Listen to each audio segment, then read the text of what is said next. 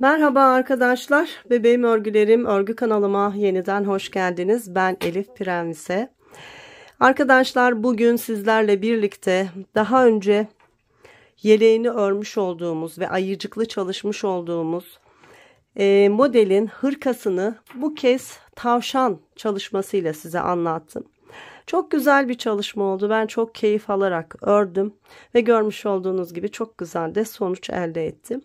Yine sizlerin istediği gibi biraz büyükçe bir çalışma oldu arkadaşlar. Rahat 3-4 yaş, belki 5 yaş. Çocuğunuzun gelişimi biliyorsunuz çok değişken oluyor. Çocuğun değişimine göre çocukların kilosu, boyu çok değişken oluyor ama standart çocuklardan yola çıkınca şöyle 3-4-5 yaşa kadar giyilebilecek büyüklükte olduğumu düşündüğüm bir hırka çalışmasını size anlattım. Dediğim gibi çok keyifli oldu. Biraz böyle spontane ilerledim videoyu izlerken, siz de göreceksiniz. Şunu şöyle yapsam mı, bunu böyle yapsam mı diye böyle bir tasarım gibi bir çalışma olmuş oldu arkadaşlar. Görmüş olduğunuz ipten 4 yumak kullandım.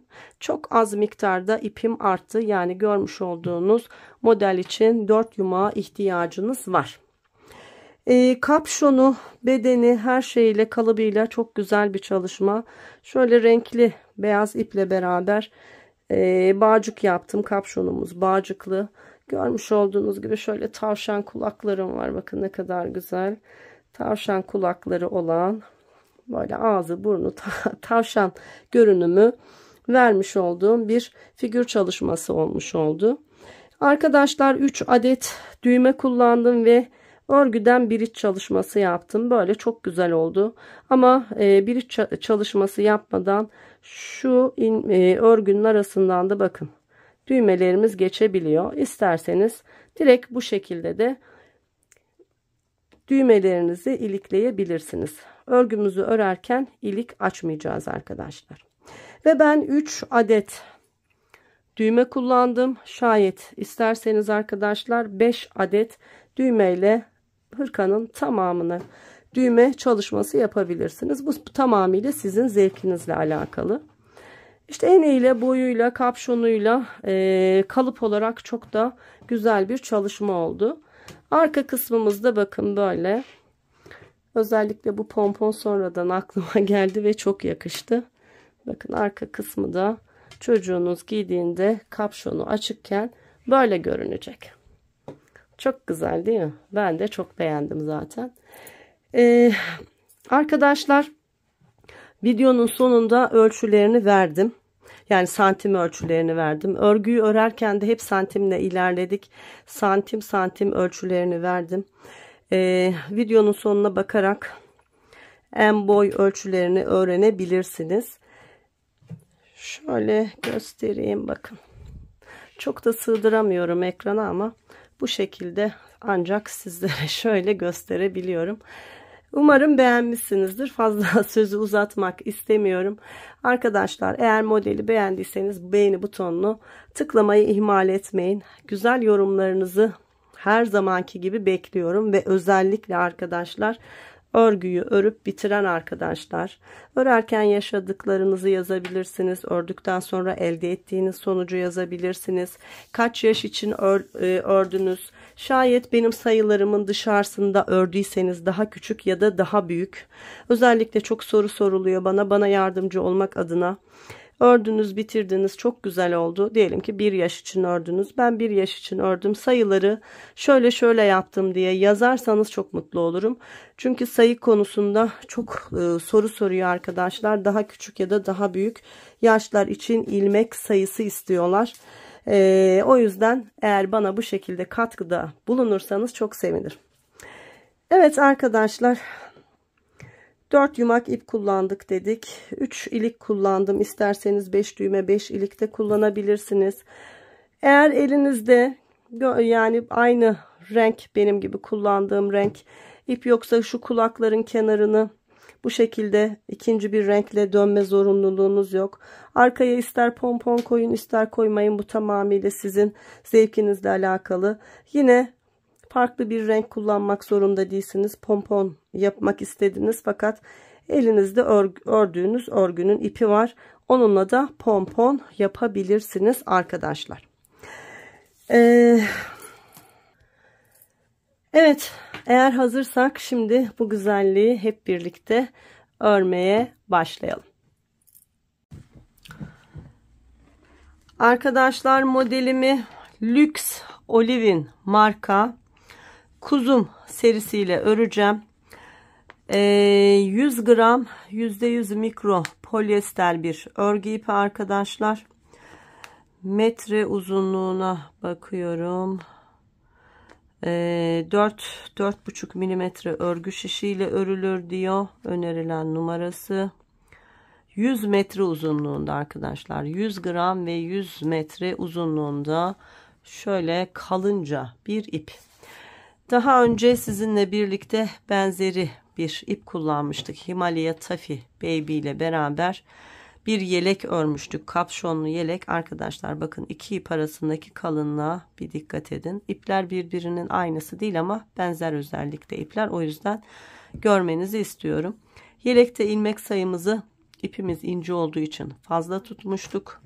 Şimdi bu modelde ipimiz kalın olduğu için ilmek sayımızı az tutacağız arkadaşlar. Evet. Şimdi önce ön bedenleri öreceğiz. O yüzden sıra sayısını karıştırmamak için, ki bu iplerde biraz sıra saymak zor. O yüzden 2 tane iple beraber, şöyle 2 tane iple beraber 2 ön bedeni başlayarak öreceğiz. Zaten çok seri bir şekilde örülüyor ve bitiyor arkadaşlar. Santimle de ilerleyeceğiz. Şimdi ben 26 ilmekle beraber örgüme başladım. 2 sıra örgü ördüm bir ipimle beraber. Şimdi diğer ipimle beraber diğer ön bedeni başlıyorum. Bakın 26 tane ilmeğimi şişime atıyorum. Alışık olduğunuz şekilde şişlerinize 26 ilmek atarak siz de başlayın arkadaşlar.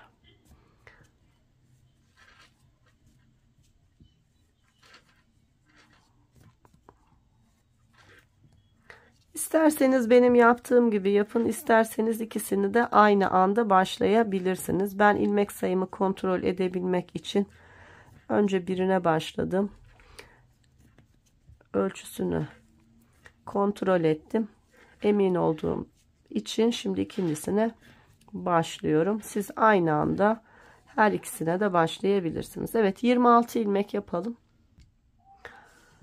Evet, 26 ilmek şişime attım arkadaşlar. Şimdi önlerde düz, arkalarda ters olarak örgümü öreceğim. Şimdi ilk sıramı düz örgü olarak örüyorum. İlk ilmeği boşaldım. Ardından düz örgülerle beraber var olan 26 ilmeğimi örüyorum. Çok hızlı ilerleyecek, çok keyif alarak öreceksiniz.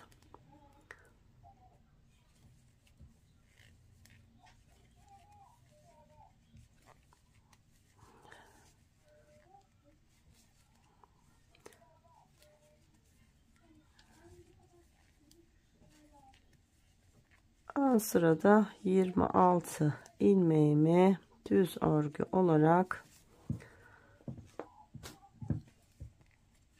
ördüm.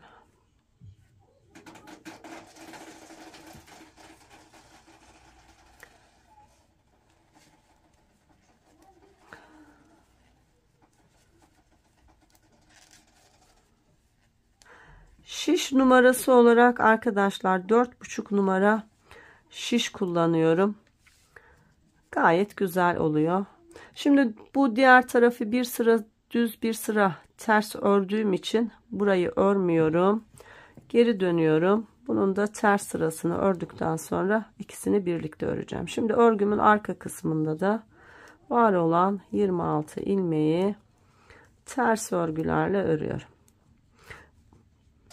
İki ön bedeni birlikte örmek çok kolay olacak. Hiç şaşırmayacağız. Çünkü kol altı kesimlerimiz olacak, yaka kesimimiz olacak. sıra sayamadığımız için ölçüyle yol almamız lazım. Dolayısıyla hiç karıştırmamak için her iki bedeni birlikte öreceğiz. Hem çok kolayca örüp bitirmiş olacağız, hem de hiç şaşırmayacağız arkadaşlar.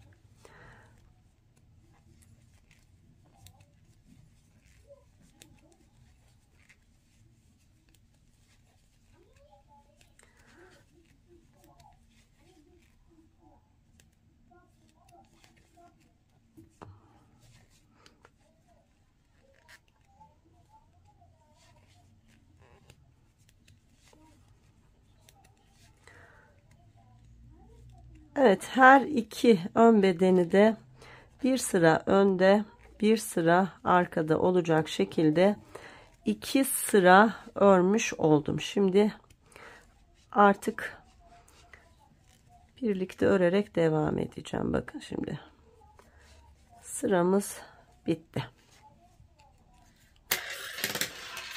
Bakın her iki ön bedenimiz burada. Şimdi bunun hem ön kısmını karıştırmamak için önlerde düz, arkalarda ters örüyoruz ya. Bir de şöyle her iki ön bedeni işaretleyiciyle şöyle tutturacağım ki hem önü karıştırmayayım hem de sıramı karıştırmayayım. Diğer tarafı ördüm mü, örmedim mi diye tereddüte düşmemek için şu iki ön bedeni tam etek kısmından bakın birleştirdim. Burası benim hem ön tarafım, bakın arkada tersi var, hem de her iki tarafı birleştirmiş oldum. Şimdi ne yapıyoruz? 26 ilmeği örgümüzün düz tarafı düz örgülerle örüyoruz.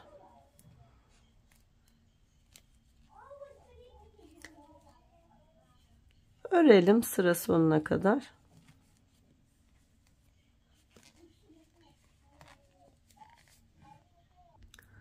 Evet, 26 ilmeğimi bakın ördüm. Bir tarafı tamamladım. Şimdi bu ipi bırakıyorum. Diğer ipimle beraber diğer ön bedeni örmeye başlıyorum. Birbirine birleştirdiğimiz için hiç sıramızı da şaşırmıyoruz. Diğer ipimle diğer ön bedeni örüyorum. Koltuk altı ve yaka kesimine kadar yapacağımız tek şey arkadaşlar, önlerde düz, arkalarda ters olarak örgümüzü örmek. Bu öndeki işaretleyicimiz örgümüzün düz ve arka tarafını da anlamamızı sağlıyor. Siz de benzeri bir işaretleyici takarak hem iki bedeni birleştirin, hem de önünüzle arkanızı ayırt etmenizde size yardımcı olsun. Evet, sıramı tamamlayayım. Evet, sıramı tamamladım. Şimdi geriye dönüyorum. Örgümün arka tarafı. 26 ilmeğimi ters örgülerle örüyorum.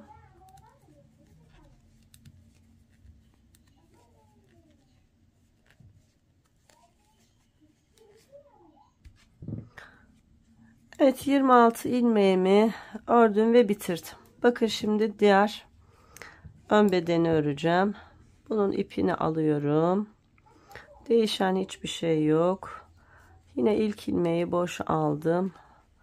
Sonraki ilmekleri ters örgü olarak örüp sıramı tamamlıyorum. Şimdi sıramı tamamlayayım. 26 ilmek kaç santim uzunluğunda olmuş? Enimizi bir ölçeyim, size en ölçüsü vereyim. Çünkü ipten ipe çok fark ediyor arkadaşlar, kalınlıklar. Bu oldukça kalın ve böyle pofur pofur duran bir ip.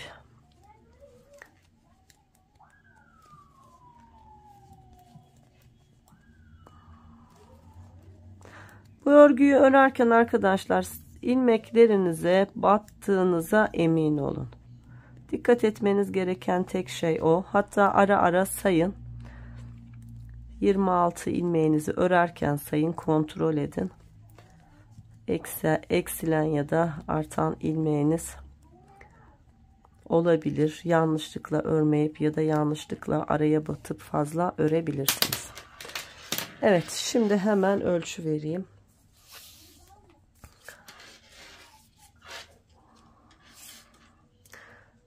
Arkadaşlar 20 santim enimiz var. Bakın.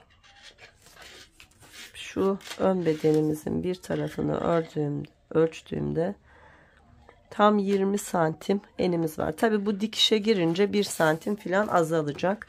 Şimdi bu şekilde dediğim gibi kol altına kadar örmeye devam edeceğiz. 26 ilmeği önlerde düz, arkalarda ters olarak kol altına kadar örelim. Sonra beraber devam edelim. Arkadaşlar, ön bedenlerimi toplamda şöyle tam ortadan ölçtüğümde 23 santim uzunluğunda bakın ördüm. Bu benim için yeterli bir uzunluk. Şimdi kol altında kesimlere başlayacağız. Örgümüzün düz tarafı. Hemen kesmeye başlayalım.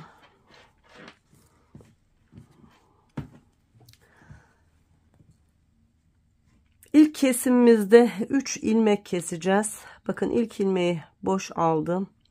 Sıradaki ilmeği düz örgü olarak ördüm. Arkadaki ilmeği üzerinden geçirdim. Bir ilmek kestim. Sıradaki ilmeği düz olarak ördüm. Arkadaki ilmeği üzerinden geçirdim. 2 kez kesmiş oldum. Sıradaki ilmeği düz olarak ördüm. Arkadaki ilmeği üzerinden geçirdim. 3 ilmek kesmiş oldum. 26 ilmeğim vardı. 23 ilmeğe inmiş oldu. Şimdi kalan 23 ilmeği örüyorum.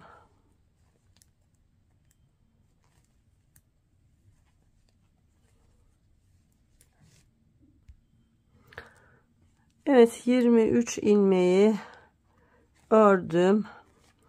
Ön bedenimin biri bitti. Şimdi diğerinde 26 ilmeğim var. 26 ilmeği yine düz örgülerle örüyorum. Örgümün düz tarafında olduğu için bunun kol altı kesimini arka sırada yapacağız arkadaşlar. Önce 26 ilmeğimizi örüp sırayı tamamlayalım. Arka sırada keselim.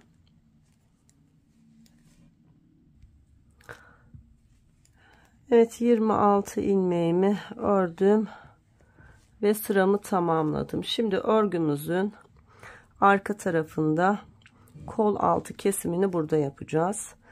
Ters sıramız, o yüzden ters örüp öyle keseceğiz. İlk ilmeği boşaldım. Sıradaki ilmeği ters olarak ördüm. Arkadaki ilmeği üzerine geçirdim. Bir ilmek kestim. Sıradaki ilmeği ters olarak ördüm. Arkadaki ilmeği üzerine geçirdim. 2. Son olarak sıradaki ilmeği ters olarak ördüm ve arkadaki ilmeği üzerine geçirdim. 3 ilmek de buradan eksilttik. 23 ilmeğimiz kaldı.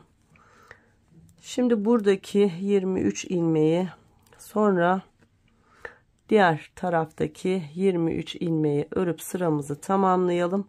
Örgümüzün düz tarafında ikinci kez kesime başlayacağız. Beraber kesimi yapalım.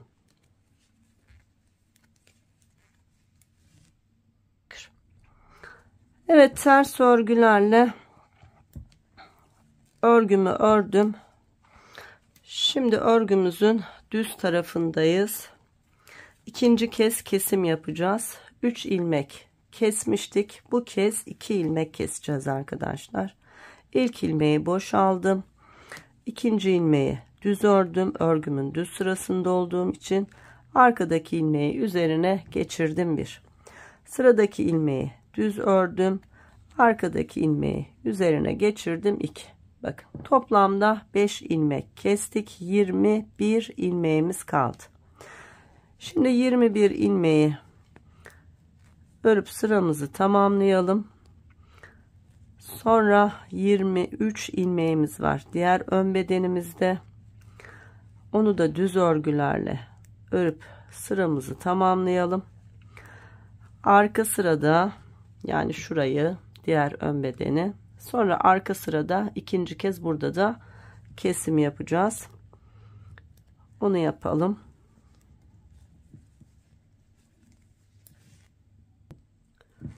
Evet, düz örgülerle sıramı tamamladım. Şimdi diğer kol altında da 2 ilmek keselim arkadaşlar. Aynı şeyi yapacağız. Örgümüzün ters tarafı olduğu için ters örgü olarak öreceğiz ve öyle keseceğiz. İlk ilmeği boş aldım. İkinci ilmeği ters olarak ördüm. Arkadaki ilmeği öndeki ilmeğin üzerine geçirdim. Bir ilmek kestim. Sıradaki ilmeği ters olarak ördüm. Arkadaki ilmeği üzerine geçirdim. 2 ilmek de buradan kestik. Toplamda 5 ilmek yaptı. 21 ilmeğimiz kalmış oldu her iki ön bedenimizde. Şimdi ters örgülerle her iki ön bedenimizi örüp tamamlayalım. Örgümüzün düz tarafında son bir kez kesim yapacağız. Bu kez bir ilmek keseceğiz.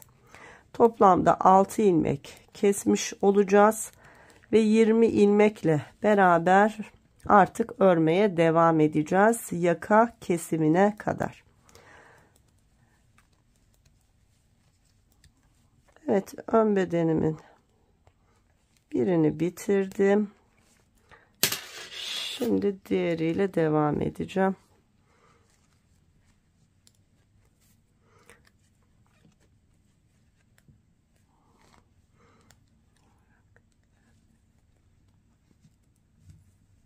Evet, ters örgülerle sıramızı tamamlayalım.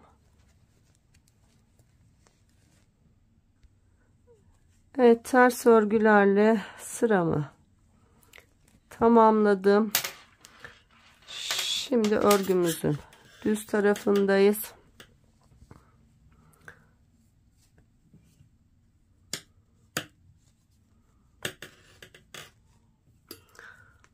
Son bir kesim daha yapacağız. İlk ilmeğimi boş aldım. Sıradaki ilmeğimi düz olarak ördüm. Arkadaki ilmeği üzerinden geçirdim ve bir ilmek kestim. Bakın, bu bizim için oldukça yeterli bir kol altı oyuntusu. Şimdi şişimde 20 ilmeğim kalmış oldu. Bu 20 ilmeği örelim.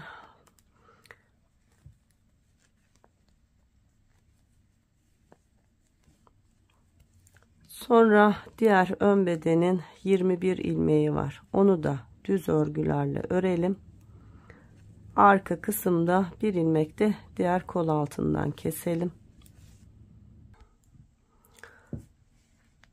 Evet, düz örgülerle sıramı tamamladım. Burada 21 ilmeğim vardı.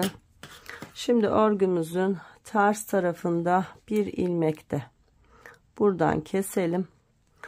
İlk ilmeği boş aldım. Sıradaki ilmeği ters olarak ördüm. Arkadaki ilmeği üzerinden geçirdim. Artık kol altı kesimlerimiz bitti. Her iki ön bedenimizde de 20 ilmeğimiz kaldı arkadaşlar. Şimdi bu 20 ilmekle beraber örgümüzü örmeye devam edeceğiz. Bir miktar öreceğiz. Kol evimizi öreceğiz. Yakaya geldiğimizde yaka kesimi yaparak artık ön bedenleri bitirmiş olacağız. Çok kolay ilerleyen, böyle pofur pofur, tam kış mevsimine uygun güzel bir hırka çalışması. İp çok hafif arkadaşlar, hiç ağırlık yapmıyor. O yüzden böyle kalın kalın durması sizi yanıltmasın. Eğer ipi bilmiyorsanız Hani ağır bir ip değil. Çok hafif bir ip. Böyle yumuşacık pamuk gibi.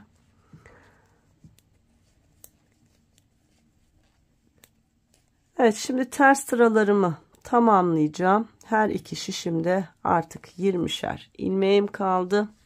Sonrasında yine önlerde düz, arkalarda ters olacak şekilde ön bedenlerimi yaka oyuntusunun olduğu yere kadar öreceğim. Bir miktar öreyim. Kaç santim ördüğümü yine söyleyeceğim. Sıra sayısı belli olmuyor demiştik. Ölçüyle yol alıyoruz arkadaşlar.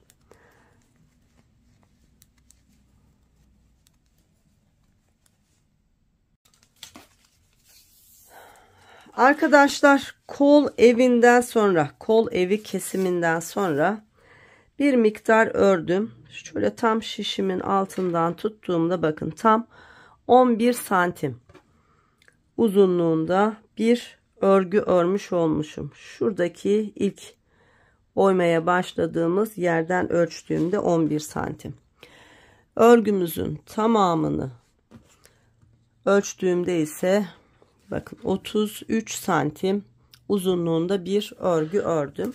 Bu benim için yeterli bir uzunluk oldu. Şimdi yaka kısmında da oygu çalışması yapacağız.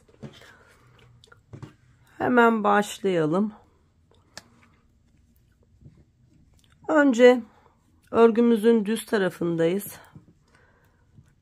Bu ilk ön bedenimizi önce dümdüz örüyoruz. Burada kesme yapmıyoruz. Yaka kısmından kesme yapacağız. 20 ilmeğimiz vardı. 20 ilmeğimin tamamını örüyorum ilk ön bedende. Bu benim sol tarafım. Sol ön bedenin ilmeklerini örtüm.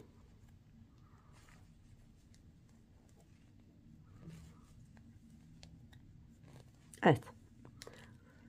Şimdi sağ ön bedene geçiyorum. Bakın. Burada. Şimdi burada kesim yapacağız. Tıpkı kol altında yaptığımız gibi önce bir 3 ilmek keselim. İlk ilmeği boşaldım. Sıradaki ilmeği düz ördüm. Arkadaki ilmeği üzerinden geçirdim 1. Sıradaki ilmeği düz ördüm. Arkadaki ilmeği üzerinden geçirdim 2. Sıradaki ilmeği düz ördüm. Arkadaki ilmeği üzerinden geçirdim 3. Bakın 3 ilmek kestik. Şimdi 17 ilmeğimiz kaldı.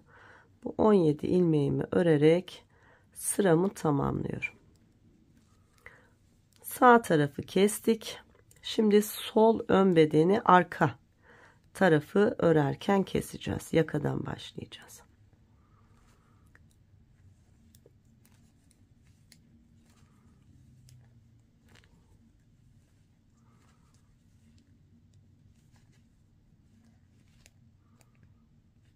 Bu ipi örerken şu ilmek aralarına düzgün battığınıza emin olun arkadaşlar. Bu ipi örerken bizi en çok yoran bu kısım. O yüzden dikkatlice örün. Evet, kalan ilmeklerimi ördüm ve sıramı tamamladım. Şimdi arka sıradayız. Ters örgülerle önce 17 ilmeği örüp bitireceğiz. Sonra sol bedendeki yaka kesimini yapacağız. Ters örgülerle örelim.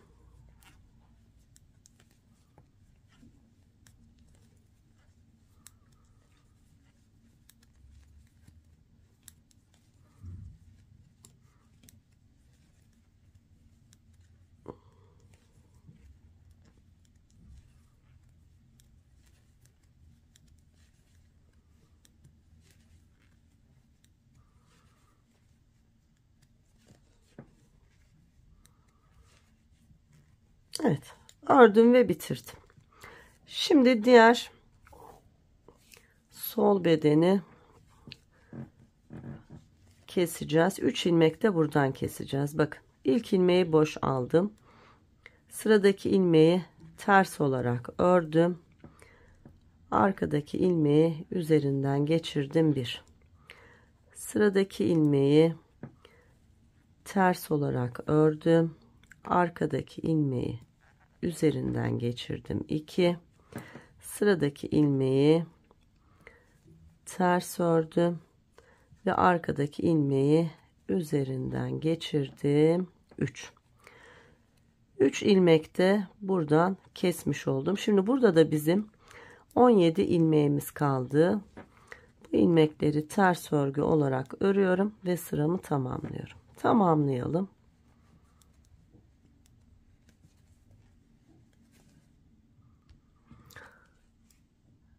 Evet, sıramı tamamladım.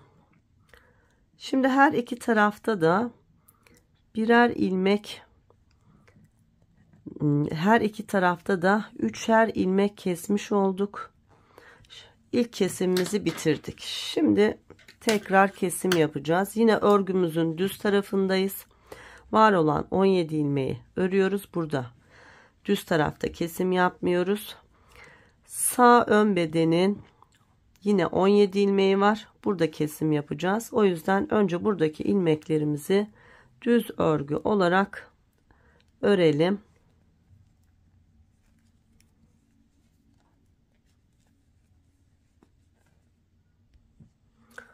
Evet, 17 ilmeğimi ördüm. Şimdi diğer tarafın ilmeklerini örerken 3 ilmek kesmiştik. 2 ilmek keseceğiz. Şimdi aynı kol altındaki kesimi yapıyoruz. Bakın, ilk ilmeği boşaldım. Sıradaki ilmeği düz ördüm. Arkadaki ilmeği üzerine geçirdim. Bir tane kestim. Sıradaki ilmeği düz ördüm. Arkadaki ilmeği üzerine geçirdim. 2 tane kestim. Toplamda 5 ilmek kesmiş oldum. Burada şimdi benim 15 ilmeğim kaldı. Bu 15 ilmeği örerek sıramı tamamlıyorum.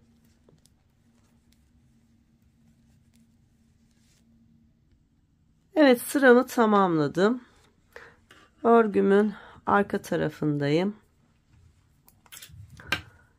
15 ilmeğimi ters örgülerle örüyorum. Buranın kesimi bitti. Sadece ters örgülerle 15 ilmeğimi örüyorum.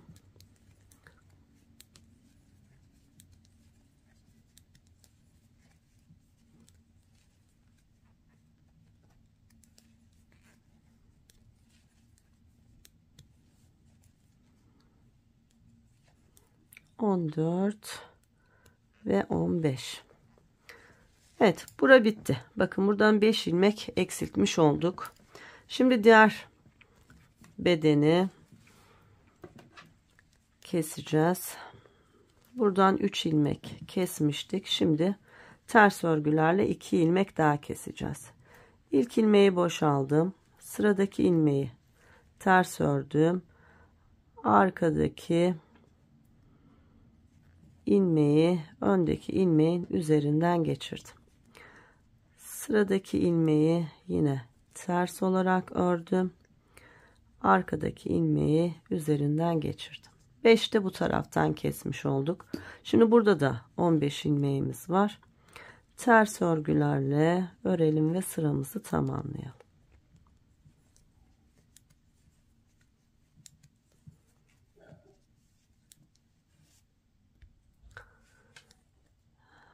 ...15 ilmeğimi ters örgülerle ördüm. Yine örgümün düz tarafındayım. Tekrar kesim yapacağız. 3. kez keseceğiz. Ama önce buradaki 15 ilmeği öreceğiz.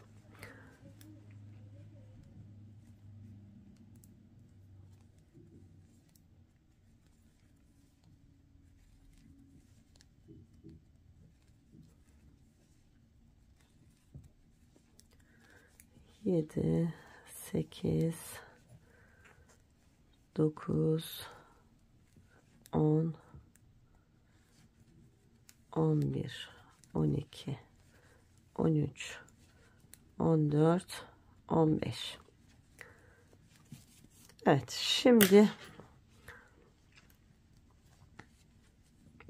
buradan başlıyoruz kesmeye. Yine 2 ilmek keselim arkadaşlar. İlk ilmeği boş aldım. Sıradaki ilmeği düz olarak ördüm. Arkadaki ilmeği üzerinden geçirdim 1. Sıradaki ilmeği düz olarak ördüm. Arkadaki ilmeği üzerinden geçirdim. 2 ilmek daha kestim ve 13 ilmeğim kaldı. İlmeklerimi düz örgülerle örüp sıramı tamamlıyorum. Arka sırada ters örgülerle 13 ilmeğimizi örelim. Diğer ön bedenin 2 ilmek kesimi var. Onu da yapacağız. Orada da 13 ilmeğimiz kalacak.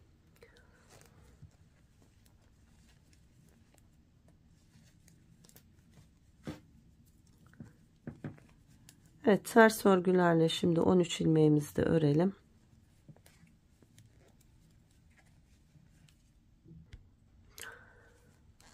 ...13 ilmeğimi ördüm. Şimdi diğer ön bedendeyiz.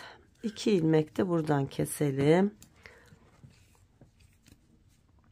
15 ilmeğimiz vardı burada da. Şimdi 2 ilmek de buradan kesince 13 ilmeğimiz kalacak. İlk ilmeği boşaldım. Örgümün ters sırası olduğu için ikinci ilmeğimi ters olarak ördüm ve arkadaki ilmeği öndeki ilmeğin üzerine geçirdim. Bir ilmek kestim. Sıradaki ilmeği ters ördüm. Yine arkadaki ilmeği öndeki ilmeğin üzerine geçirdim. 2 ilmek kesmiş oldum ve burada da benim 13 ilmeğim kaldı. Şimdi 13 ilmeği ters olarak örüp sıramı tamamlayayım. Ardından ön sırada düz örgülerle yine 13 ilmeğimizi örelim. Sonra tekrar kesim yapacağız. Evet, ters örgülerle bitirdim. Sonra düz örgülerle 13 ilmeğimi ördüm. Şimdi geliyorum, bakın diğer tarafta yine kesim yapacağım. Bu kez bir ilmek keseceğim arkadaşlar. Ve 12 ilmeğim kalacak. İlk ilmeği boşaldım. Sıradaki ilmeği düz olarak ördüm. Arkadaki ilmeği üzerinden geçirdim. Bir ilmek kestim. Devam ediyorum örmeye. Bakın kaç ilmeğim kaldı? 2 3 4 5 6 7 8 9 10 11 ve 12. 12 ilmeğe düştük. Şimdi örgümüzün arka tarafında 12 ilmeğimizi ters örelim. Sonra diğer ön bedenin kesimini de yapalım.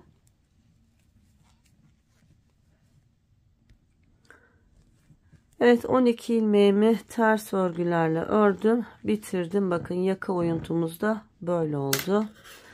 Şimdi bir ilmek de buradan keseceğiz. Burada 13 ilmeğimiz var.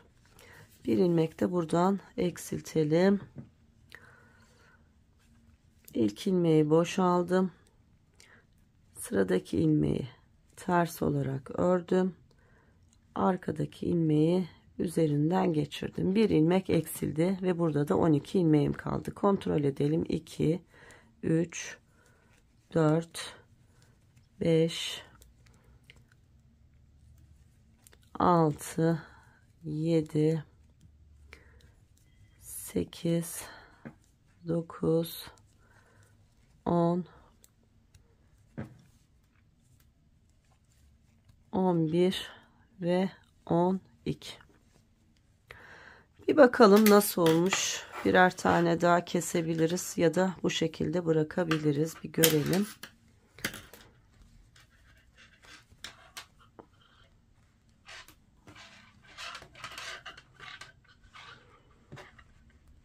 Şöyle baktığımızda Birer ilmek daha keselim arkadaşlar. Daha güzel olacak. 11 ilmeğe indirelim. Şimdi örgümüzün düz tarafındayız. Bu 12 ilmeğimizi örelim. Sonra diğer ön bedende ilk kesimi yapalım. Şöyle hızlıca öreyim.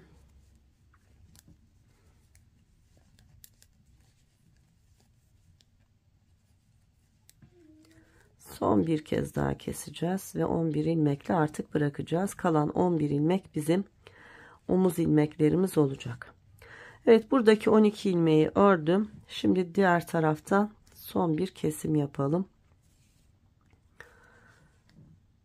İlk ilmeği boşaldım. Sıradaki ilmeği düz ördüm. Arkadaki ilmeği üzerine geçirdim. 1, 2, 3, 4, 5, 6, 7, 8, 9, 10, 11 ilmeğim kaldı. Artık buranın kesimi bitti. Kaç ilmek kesmiş olduk? 20 ilmeğimiz vardı. 9 ilmek kesmiş olduk. 3, 2, 2, 1, 1.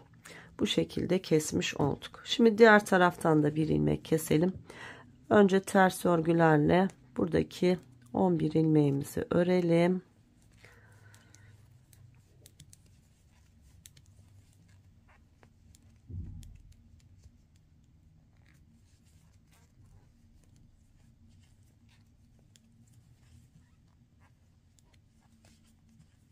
Evet, ördük. Şimdi diğer tarafta 12 ilmeğimiz var. Bir ilmek de buradan keserek yaka kesimini de bitiriyoruz arkadaşlar. Evet, ilk ilmeği boş aldım. Sıradaki ilmeği ters olarak ördüm. Arkadaki ilmeği üzerinden geçirdim. Son bir ilmek de buradan kestik. 11 de burada kaldı. 2, 3, 4, 5, 6, 7, 8, 9, 10 ve 11. Kol oyuntumuza bir bakalım. Ben de sizinle örerken karar veriyorum arkadaşlar. Daha önce bir çalışmam olmadı.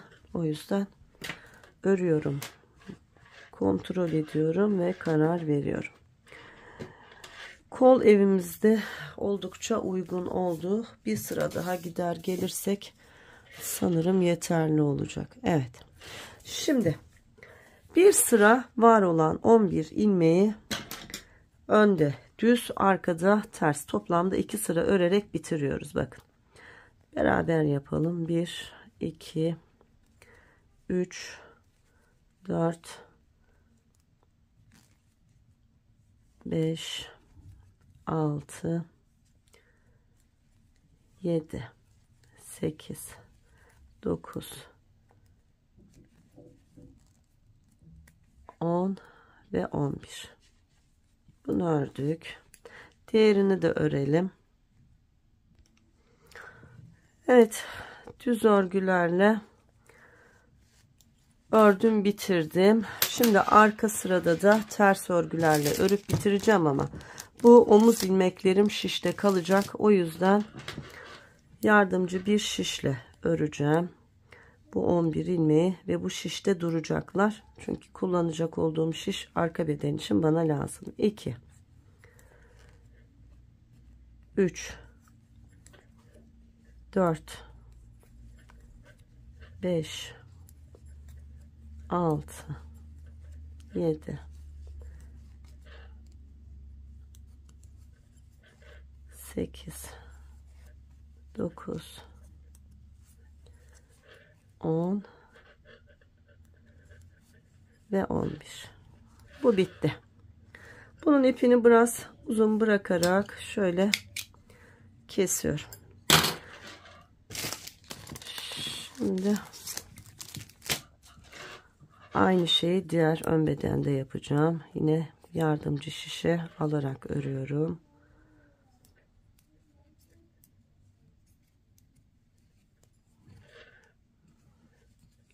2 3 4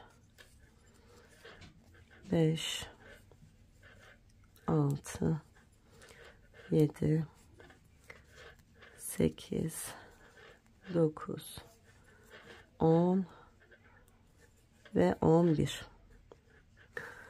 Evet, bunu da ipini biraz uzun bırakarak kestim. Arkadaşlar 2 ön bedenimizde bakın bitmiş oldu. Kocaman bir örgü olmuş oldu. Şimdi kaç santim olduğunu, şunu da hiç ayırmayayım, ön arkası karışmasın. Kaç santim uzunluğunda bir örgü ördük, hemen onu da söyleyeyim. Hemen şu şişin altından şöyle tutarak ölçtüğümde tam 40 santim uzunluğunda örgümüz oldu. Yaka oyuntusundan aşağıya ölçtüğümde 32 santim civarı, 32 santim. Şu ilk kol evi, şuranın oyuntusundan ölçtüğümde de şöyle 15 santim, hatta 15,5 santim uzunluğunda örgü örmüş olduk. Bir de en ölçüsü vereyim. Şu şekilde yan yana 37 santim enimiz var arkadaşlar. Bayağı büyük bir çalışma yapmış oluyoruz. Şimdi arka bedeni başlayacağım. Evet arkadaşlar, şimdi ön bedenlerimiz bitti ve arka bedenlere başlıyoruz. Arka bedene başlıyoruz. Önlerde 26 ilmek sağda, 26 ilmek solda olarak ilmeklerimizi çalışmıştık. Şimdi arka bedeni başladım. Bakın arkadaşlar, tam 47 ilmekten arka bedeni başladım. Ön bedenleri başlarken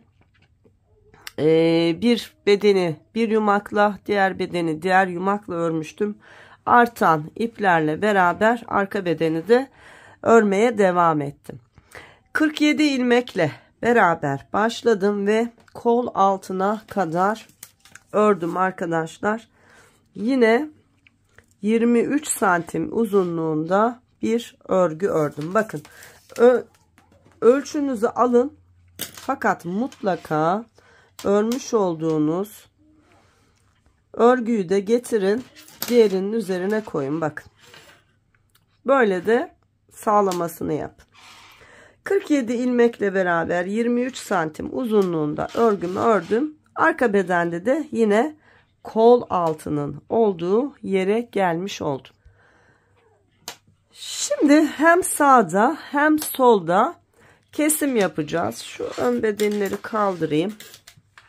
Ne yapmıştık? 3 2 1 olarak kesmiştik. Arka beden ön bedenden biraz daha oyuntusu az olur arkadaşlar. O yüzden 2 1 1 olacak şekilde keseceğiz. Şimdi örgümün düz tarafındayım. Yine bakın, işaretleyicim burada, karıştırmayayım diye hemen taktım. Şimdi 2 ilmek keselim sağ tarafımızdan. İlk ilmeği boşaldım. Sıradaki ilmeği düz olarak ördüm ve arkadaki ilmeği üzerinden geçirdim. Bir ilmek kestim. Sıradaki ilmeği düz olarak ördüm ve arkadaki ilmeği üzerinden geçirerek kestim.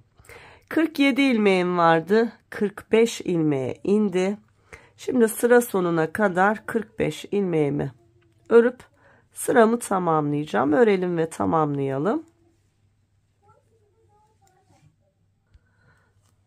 Evet, 45 ilmeğimi ördüm ve sıramı tamamladım.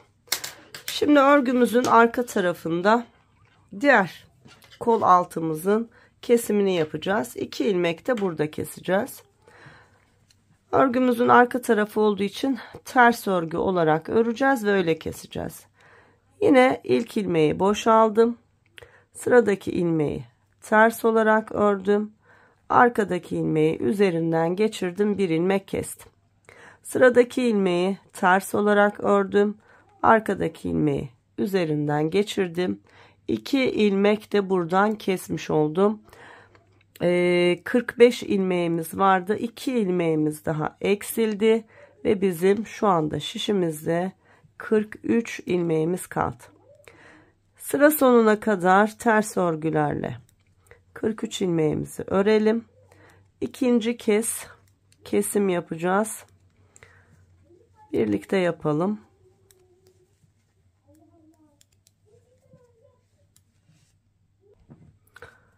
Evet, 43 ilmeğimi ters örgülerle ördüm. Sıramı tamamladım. Tekrar örgümün düz tarafındayım. Şimdi bir ilmek keseceğiz. İlk ilmeği boşaldım. Sıradaki ilmeği düz olarak ördüm. Arkadaki ilmeği üzerinden geçirdim. Bakın. Bir ilmek daha kestik. Toplamda 3 ilmek kesmiş olduk. Şimdi 42 ilmeğimiz kalmış oldu. Düz örgülerle 42 ilmeğimizi örüp sıramızı tamamlayalım. Arka tarafta bir ilmek de diğer taraftan keseceğiz.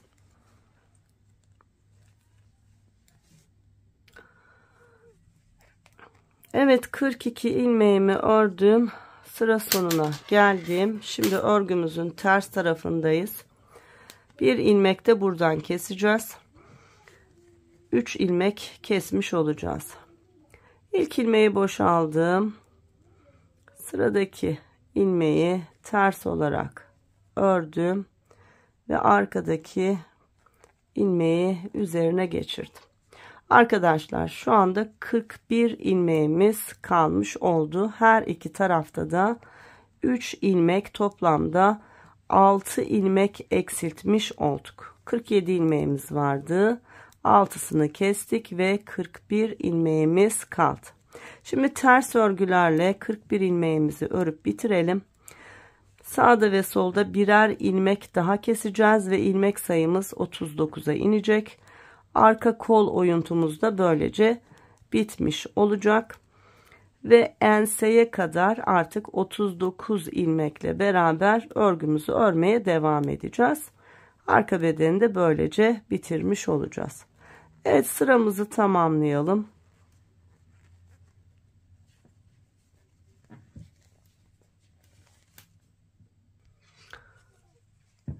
Evet, 41 ilmeğimi ördüm ve sıramı tamamladım. Şimdi tekrar bir ilmek keseceğiz. 3 ilmek eksiltmiş olduk. Şimdiye kadar bununla 4 edecek. Örgümüzün düz tarafındayız. İlk ilmeği boşaldım. İkinci ilmeği düz olarak ördüm ve arkadaki ilmeği üzerinden geçirdim. 41 ilmeğim vardı. Bir ilmek eksilttim ve 40 ilmeğim kaldı. Şimdi 40 ilmeğimizi sıra sonuna kadar örelim. Bir ilmek de diğer taraftan keseceğiz ve kesme işimiz bitecek arkadaşlar. Sıramızı tamamlayalım.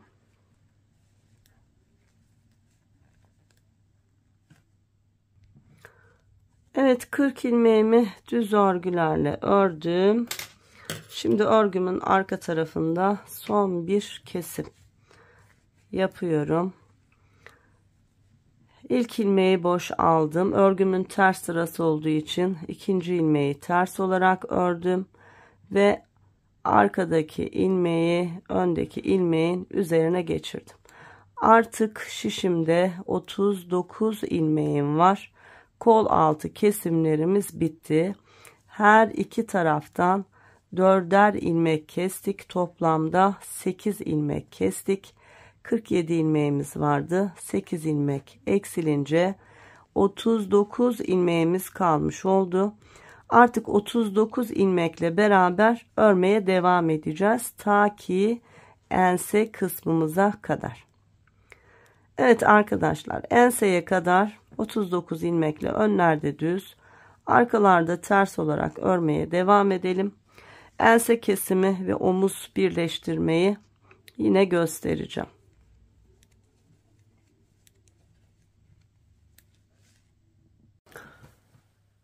Arkadaşlar, 39 ilmeğimle beraber bakın, önce ön bedene tutarak göstereyim. Şöyle 1 santim kadar, yani 2 sıra kalacak kadar ön bedene, 2 sıra kalana kadar arka bedeni ördüm. Santim olarak da söyleyeyim. Siz de benim yaptığım gibi şöyle ön bedenle arka bedeni üst üste getirin. Bakın kol oyuntularının olduğu yerden tuttuğumuzda bakın 2 sıra kadar, bir gidiş bir geliş sırası kadar mesafe kalana kadar ördüm. Toplamda 37 santim uzunluğunda bir örgü örmüş oldum. Şu baştan şuraya kadar. Şimdi omuzları öreceğiz. Ön bedenle beraber birleştireceğiz. Kaç ilmeğimiz vardı önlerde? 2 3 4 5 6 7 8 9 10 11 ilmek. 11 ilmek omuzlarımızda vardı. Şimdi arka bedende 11 ilmeğimizi omuzumuz için örüyoruz. Örgümüzün düz tarafındayız. Başlayalım. İlk ilmeği boşaldım. Sonra düz örgülerle örüyorum. 2 3 4 5 6 7 8 9 10 11 11 ilmeği ördüm. Geriye dönüyorum. Yine bu 11 ilmeği örgümün arka tarafında bu kez ters örgülerle örüyorum. 1 2 3 4 5 6 7 8 9 10 11 dönüyorum. Tekrar bu 11 ilmeği düz örgülerle örüyorum. 1 2 3 4 5 6 7 8 9 10 11 bak, tekrar dönüyorum. Örgümün arka tarafında ters örgülerle örüyorum. 2 3 4 5 6 7 8 9 10 ve 11. Şimdi arkadaşlar ön bedenle birleştireceğiz. Bakın burası örgümün arka tarafı. Şimdi şöyle çevirelim. Bura düz tarafımız. Bura arka tarafımız. Arka taraf arkada, şurası düz tarafımız, ön tarafımız üstte olacak şekilde şöyle getiriyoruz. Yani düz taraflar içeride olacak şekilde, tersler dışarıda olacak şekilde getirdim. Şimdi 11 ilmek arka bedenin omuzunda var. 11 ilmek ön bedenin omuzunda var. Bunları birlikte örerek keseceğiz ve birleştirmiş olacağız. Bunun için de bir ilmek bir şişten, bir ilmek diğer şişten böyle batıyorum. Ve bu iki ilmeği birlikte örüyorum.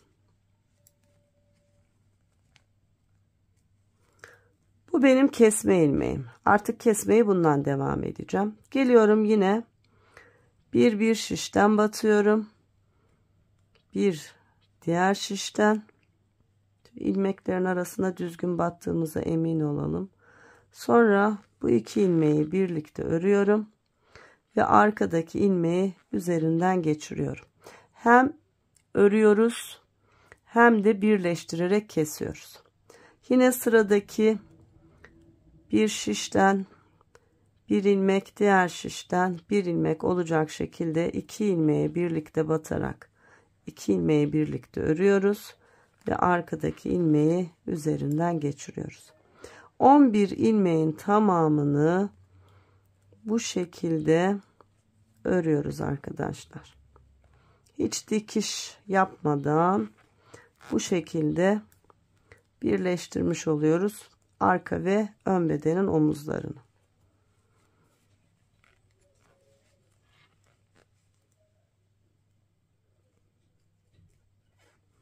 Her iki şişten birer ilmeğin arasına battım. İkisini birlikte ördüm ve arkadaki ilmeği öndeki ilmeğin üzerinden geçirdim.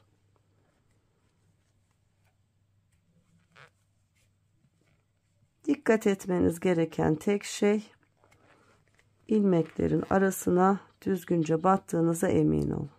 Bir şişten bir diğer şişten batıp ikisini birlikte örüyorum. Ve arkadaki ilmeği öndeki ilmeğin üzerine geçiriyorum. Evet, son 3 ilmeğim aynı şekilde ördüm ve kestim. 2 ilmeğim kaldı. Bir şişten bir diğer şişten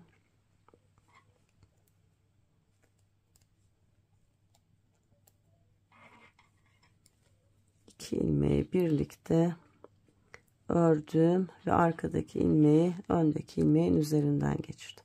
Evet, 11. ilmeklerim her iki şişten battım, birlikte ördüm ve arkadaki ilmeği öndeki ilmeğin üzerinden geçirdim. Bakın arkadaşlar ne kadar düzgün birleştirdik. Şöyle çevireyim. Burası ters tarafımız, bakın düz tarafımız böyle. Sanki birlikte örülmüş gibi. Şimdi şurada bir ilmeğimiz var. Bunu tığ yardımıyla aşağıya taşıyacağız arkadaşlar. Bakın bunu şişten çıkardım. Hiç burada da kesme yapmıyoruz. Şu ense ilmeklerinin olduğu yere kaydıracağım. Geliyorum, batıyorum ilmek arasına ve kaydırıyorum. Bakın. Geliyorum, batıyorum, kaydırıyorum. Geliyorum, batıyorum, kaydırıyorum. Tam bu aşağıya almış oldum. Bakın buraya şişimi aldım. Şimdi 11 ilmek kalana kadar 2 4 6 8 10 11. Bir daha kontrol edeyim yanlış olmasın. 2 4 6 8 10 11. 11 ilmek kalana kadar ense ilmeklerimi öreceğim. Kaç tane var? 1 2 3 4 5 6 7 8 9 10 11 12 13 14 15 16 17 18 ilmeğim var. Şu taktığım ilmekle beraber aşağıya indirdiğimiz ilmek de dahil. Şimdi örgümüzün düz tarafındayız. Bakın. Düz örgülerle beraber ilk ilmeği boşaldım. 18 ilmeği örüyorum. 1 2 3 4 5 6 7 8 9 10 11 12 13 14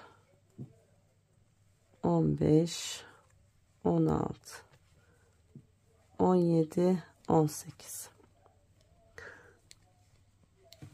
18 ilmek ensemiz için. Şimdi devam ediyoruz. 11 ilmek omuz için öreceğiz. 1 2 3 4 5 6 7 8 9 10 11. Diğer tarafın 11 ilmeği burada. Şimdi aynı şeyi buna yapacağız. Dönüyoruz. Örgümüzün ters tarafı. Bu 11 ilmeğimizi ters örgülerle örüyoruz. 1 2 3 4 5 6 7 8 9 10 11 18 burada duruyor. Tekrar geriye dönüyoruz. İlk ilmeği boşaldım. 1 2 3 4 5 6 7 8 9 10 11 ilmeği yine ördüm. Tekrar geriye dönüyorum. Bu son sıramız. 1 2 3 4 5 6 7 8 9 10 11 ilmeği ört. Şimdi yine aynı şeyi yapıyoruz. Bakın örgümüzün düz tarafı içeride, ters tarafı dışarıda olacak şekilde.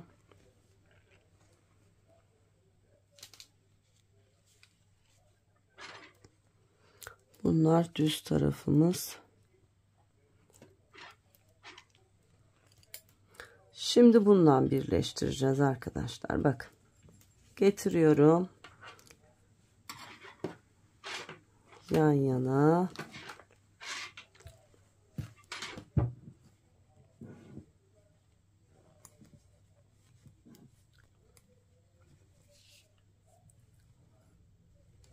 Yine örerek keseceğiz. Her iki şişten birer ilmek aldım. Birlikte ördüm. Bu benim kesim ilmeği. Ardından sıradaki ilmekleri bir şişten bir diğer şişten girdim, kestim ve arkadaki ilmeği üzerinden geçirdim.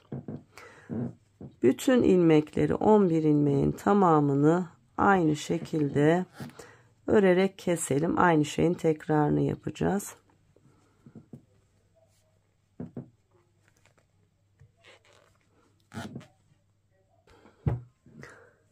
Evet, son birer tane ilmeğim kaldı. Aynı şekilde her iki şişten birer ilmeğimin içerisine girdim. Birlikte ördüm ve arkadaki ilmeği üzerinden geçirdim. Şu son ilmeğimi bir kez daha ördüm ve ipimi şöyle birkaç santim uzun bırakarak kesiyorum. Evet arkadaşlar, ön ve arka bedenlerimiz bitti. Birleştirmemizi de yaptık. Bak. Böylece çok düzgün bir çalışma yapmış olduk arkadaşlar. Şimdi kapşonumuzu öreceğiz. Kapşonsuz örmek isteyen, sade kullanmak isteyen arkadaşlar sadece düğmeleri dikerek böyle peluş bir yelek çalışmış olabilirler. Kapşonlu örmek isteyen arkadaşlar benimle beraber kapşon çalışması yapabilirler. Yelek değil hırka örmek isteyen arkadaşlar için de kol çalışması yapacağım. Biz bunu kapşonlu bir hırka olarak örüp ve bitireceğiz. Ama dediğim gibi şöyle çevirirsem sırf şu şekliyle bile hiçbir şeye ihtiyacımız yok arkadaşlar. Bir yelek çalışmış olduk. Düğme çalışmasını zaten göstereceğim. Sadece düğmeleri dikerek bir yelek halinde bunu bu şekliyle kullanabilirsiniz. Evet, kapşon ve kol çalışmasıyla devam edelim. Arkadaşlar şimdi kapşon çalışması yapacağız. Yakadan ilmek alacağız. O yüzden şöyle yapalım. Ensede olan 18 ilmeğimiz vardı. Onu önce bir yardımcı şişe taşıyayım. Rahat çalışabilmek için. 3, 4, 5, 6, 7, 8, 9, 10, 11, 12, 13, 14, 15, 16, 17 ve 18. Arkadaşlar ikinci yumağımdan kalan ipim bu. Yani 2 yumakla bir yelek şeklinde çalışabilirsiniz. Yelek yapacak olan arkadaşlar, başka yaka çalışması yapmayacak olan arkadaşlar, şu ilk omuz birleştirmeden sonra ensedeki 18 ilmeği kestikten sonra diğer omuz çalışmasını yapsınlar. Biz kapşon çalışması yapacağımız için arkadaki ilmekleri kesmedik. Çünkü o ilmekler bize lazım. Evet, şimdi başlayalım. Şu yaka oyuntumuzun olduğu yer, bakın tam bu nokta, şuradaki ilmekten başlayarak ilmek çıkartacağız. İster şişle ister tığ yardımıyla ilmeklerinizi çıkartabilirsiniz. Nasıl rahat ediyorsanız arkadaşlar. Hemen başlayalım. Şurası ilmeğin kendi olduğuna emin olun.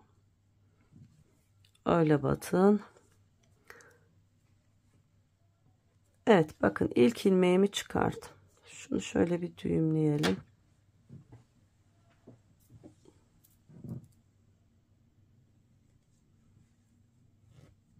Evet.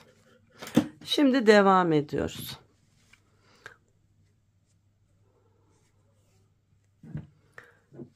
Her bir ilmeğin arasına bakın. Batarak bir ilmek çıkartacağım. 2,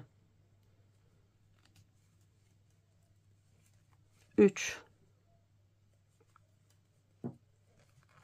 4, 5, 6, 7,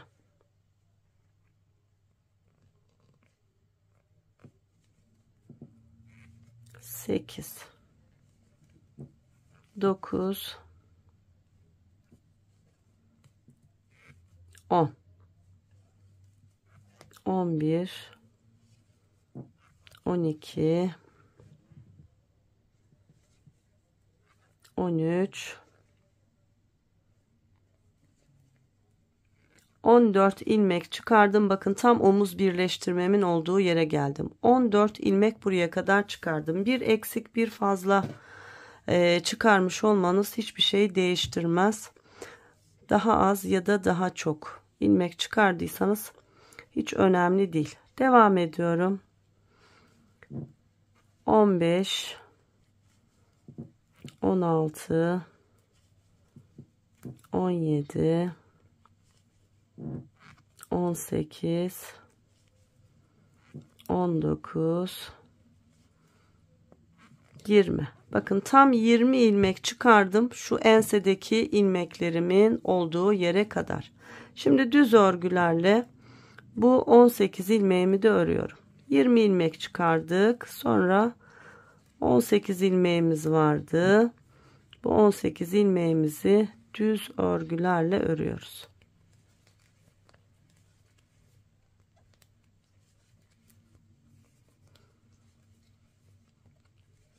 Şimdi sağ tarafta 20 ilmek çıkardığımız için sol tarafta da 20 ilmek çıkarmamız lazım arkadaşlar. Bu çok önemli. Hani yine bir ilmek eksik, bir ilmek fazla fark etmez ama sayıların aynı olması lazım. O yüzden 20 ilmek çıkarmaya gayret edelim. Evet. Hemen bakın. Ense ilmeklerim bitti. Hemen tekrar ilmek çıkartmaya başlıyorum.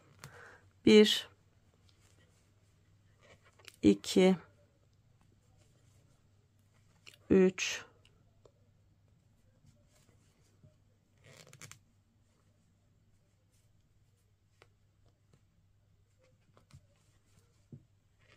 4 yine omuzdayım. 5 6 7 8 9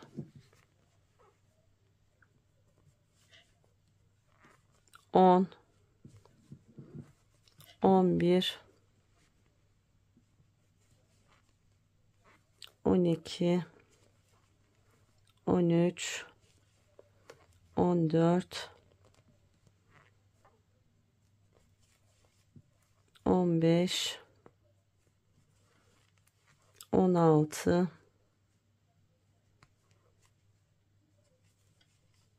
17 18 19 bakın yine baş tarafa geldim. Tam buradaki ilk ilmeğin içerisinden batıyorum ve 20 ilmek de buradan çıkarmış oldum. 20 sağda, 20 solda, 40, 18'de arkada 58 ilmeğimiz var arkadaşlar.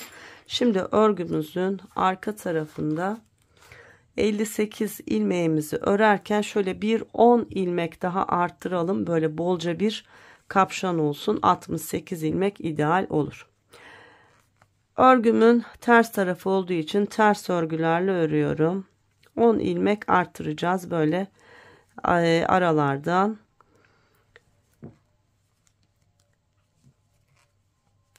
Şimdi bir tane buradan arttıralım. Bakın. Sıradaki ilmeği ördüm. Sonra çevirdim. Bir kez de düz ördüm. Burası anlaşılmıyor nasıl olsa. Bir tane arttırdık. 1 2 3 4 ilmek ördüm. Tekrar bir ters ilmeği çıkarmadan bir tane de düz ördüm. 2 ipi kendime aldım.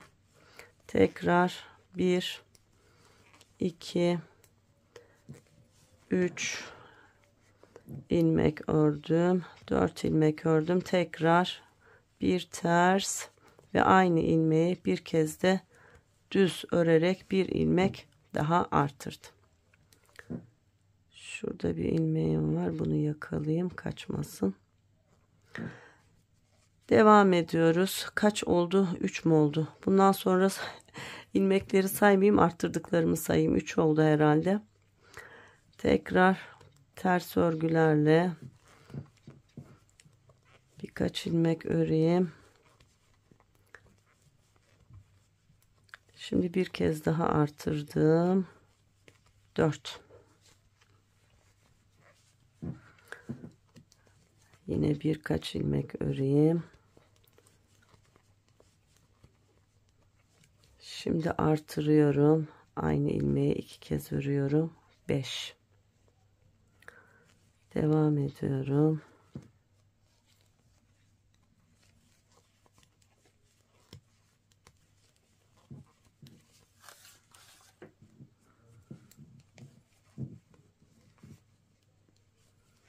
Şimdi bir kez daha artırıyorum. 6.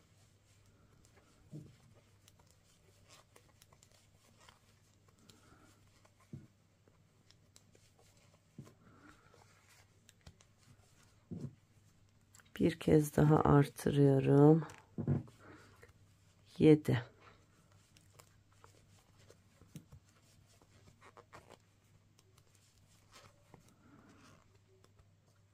Bir kez daha artırıyorum.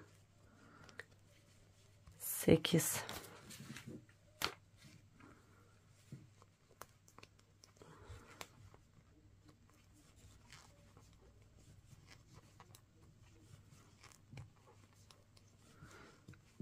Bir kez daha artırıyorum.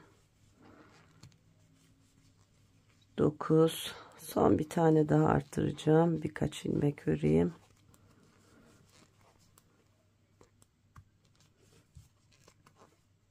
Evet, şimdi artırıyorum.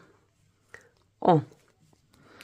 Artık şişimizde 68 ilmeğimiz var ve biz bu 68 ilmekle beraber arkadaşlar kapşonumuzu örmeye devam edeceğiz. Yine örgümüzün düz tarafındayız.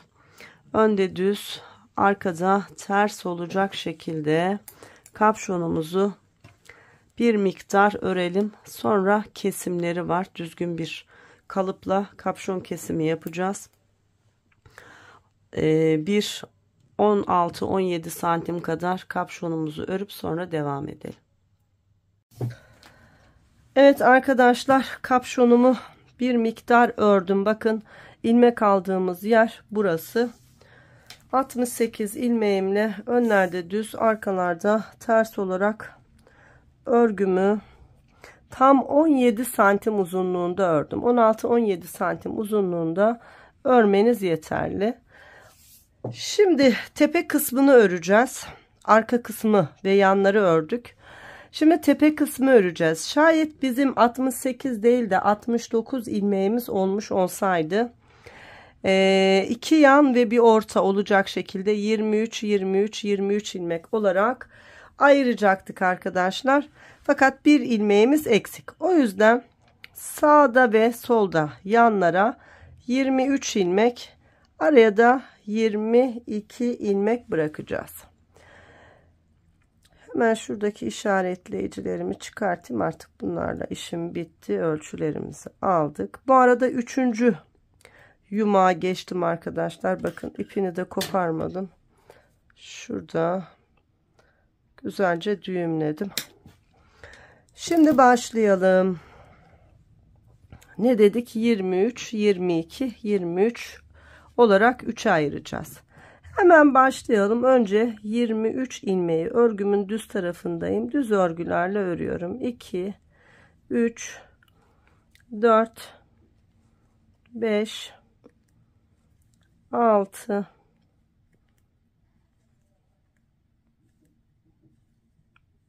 7, 8, 9, 10, 11, 12, 13, 14, 15, 16,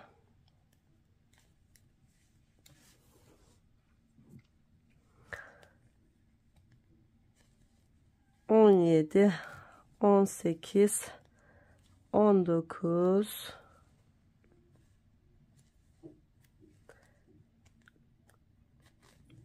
20,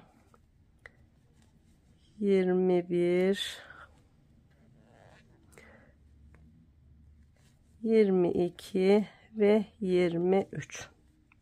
Şimdi bir işaretleyici takacağım burada. Sayamıyoruz zaten, biliyorsunuz. O yüzden işaretleyiciyle yol alacağız. Şimdi 22 ilmek dedik. Tepe kısmımıza bırakacağız. 22 ilmek de örelim. Biraz yavaş örülüyor. O yüzden teker teker örerek saymayayım ben arkadaşlar. 22 ilmeği örüp geliyorum. 1, 2, 3 ilmek ördüm. 20, 21 ve 22 ilmek ördüm. Şimdi buraya da bir işaretleyici takacağım. Şimdi diğer tarafta da 23 ilmeğimiz kaldı. 22 ilmeği ördükten sonra geriye dönüyorum. Örgümün arka kısmı olduğu için ters örgülerle, bakın, ilk ilmeği boşaldım, ardından ters örgülerle 21 ilmek örüyorum. 1, 2, 3, 4, bu şekilde 21 ilmeğimizi örelim. Evet, 20 ilmek ördüm. Bakın 21. ilmeğimi de ters örgülerle ördüm. Burada 22 ilmeğimiz vardı. İşaretleyiciden sonra da 23 ilmeğimiz vardı. Şimdi şöyle yapıyoruz. Bir 22. ilmekle diğer tarafta bırakmış olduğumuz 23 ilmek vardı. Onun bir ilmeğini, bakın 2 ilmeğin arasına birlikte girerek ikisini birlikte ters örgü olarak ördüm. Ortada yine 22 ilmeğimiz kaldı. Şu kenarda 23 ilmeğimiz vardı. Bir tanesini örmüş olduk ve burada da 22 ilmeğimiz kaldı. Şimdi tekrar işaretleyici takalım ve geriye dönelim. Hep bu şekilde örerek kenar ilmeklerini bitireceğiz arkadaşlar.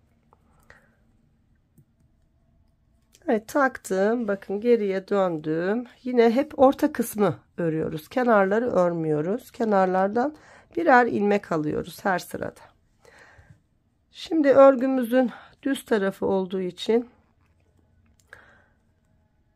ilk ilmeği boş aldım. Sonra düz örgülerle 21 ilmek örüyorum. 2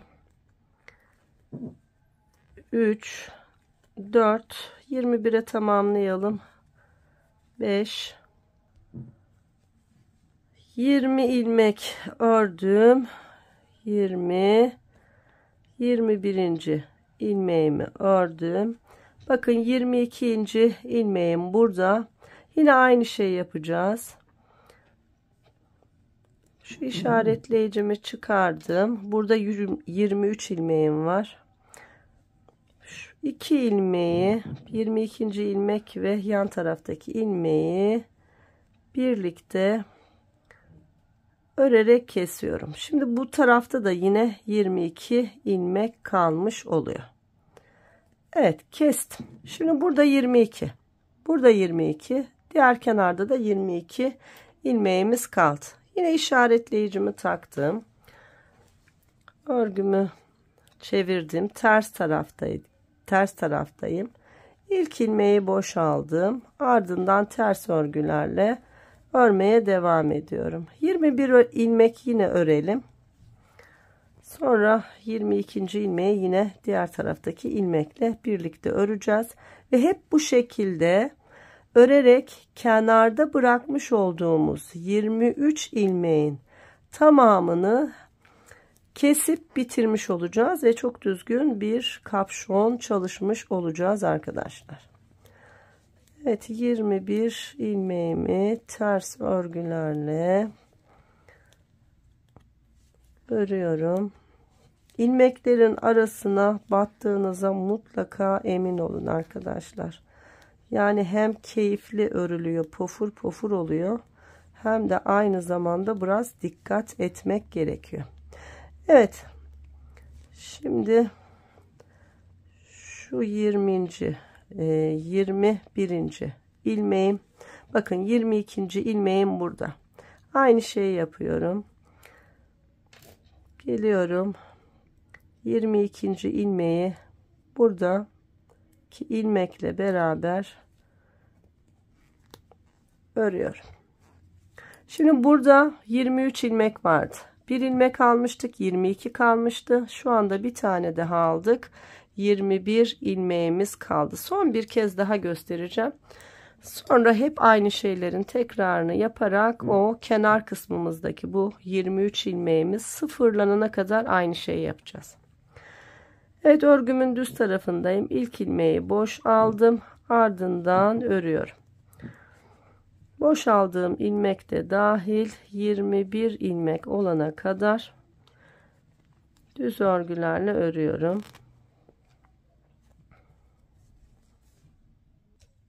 Evet, düz örgülerle 21 ilmeğimi ördüm. Şimdi 22. ilmeğim ve diğer taraftaki şu 2 ilmeğimi, bakın her 2 ilmeğin içerisine batarak ikisini birlikte örüyorum. Evet, ördüm. Şimdi Sağda ve solda 21, ortada 22 ilmek kaldı. Tekrar geri döneceğiz. Hep aynı şeylerin tekrarını yapacağız ve şuradaki iki kenardaki ilmeklerimiz bitene kadar aynı çalışmaya devam edeceğiz arkadaşlar. Bu şekilde kapşonumuzu örelim, bitirelim ve sonra yine birlikte devam edelim.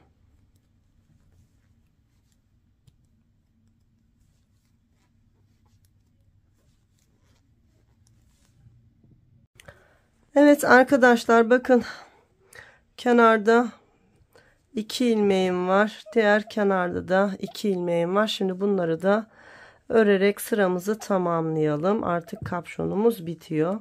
Hep aynı şeylerin tekrarını yaptım. Bir sağdan bir soldan örerek ilmek sayılarımı 2'ye kadar düşürdüm. Aradaki ilmek sayım hep 22 olarak kaldı. Şimdi bakın 21 ilmeği ördüm. 22. ilmeğim şu. Geliyorum, burada 2 ilmeğim kaldı. Sıradaki ilmekle beraber ikisini birlikte ters olarak ördüm. Son bir ilmeğim kaldı burada.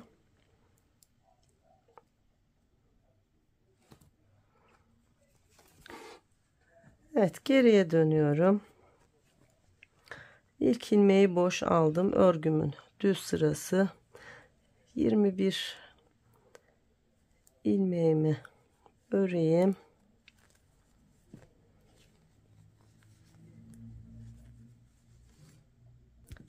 Evet, 21 ilmeği ördüm. Şimdi aynı şeyi burada yapacağım. 22.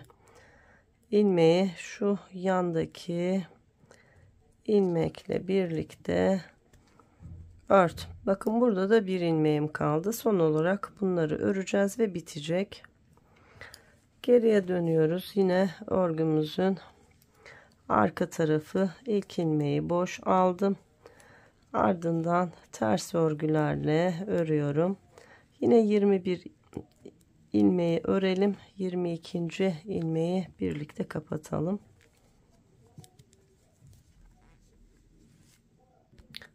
Evet, 21 ilmeği ördüm. Bakın 22. ilmeğim burada. Şimdi bununla diğer tarafta son bir ilmeğim kaldı. Bu iki ilmeği birlikte ördüm. Bir tarafı bitirdik. Diğer tarafta da son bir ilmeğimiz kaldı. Yine 21 ilmeğimizi örelim. İlk ilmeği boş aldıktan sonra düz örgülerle örüyorum.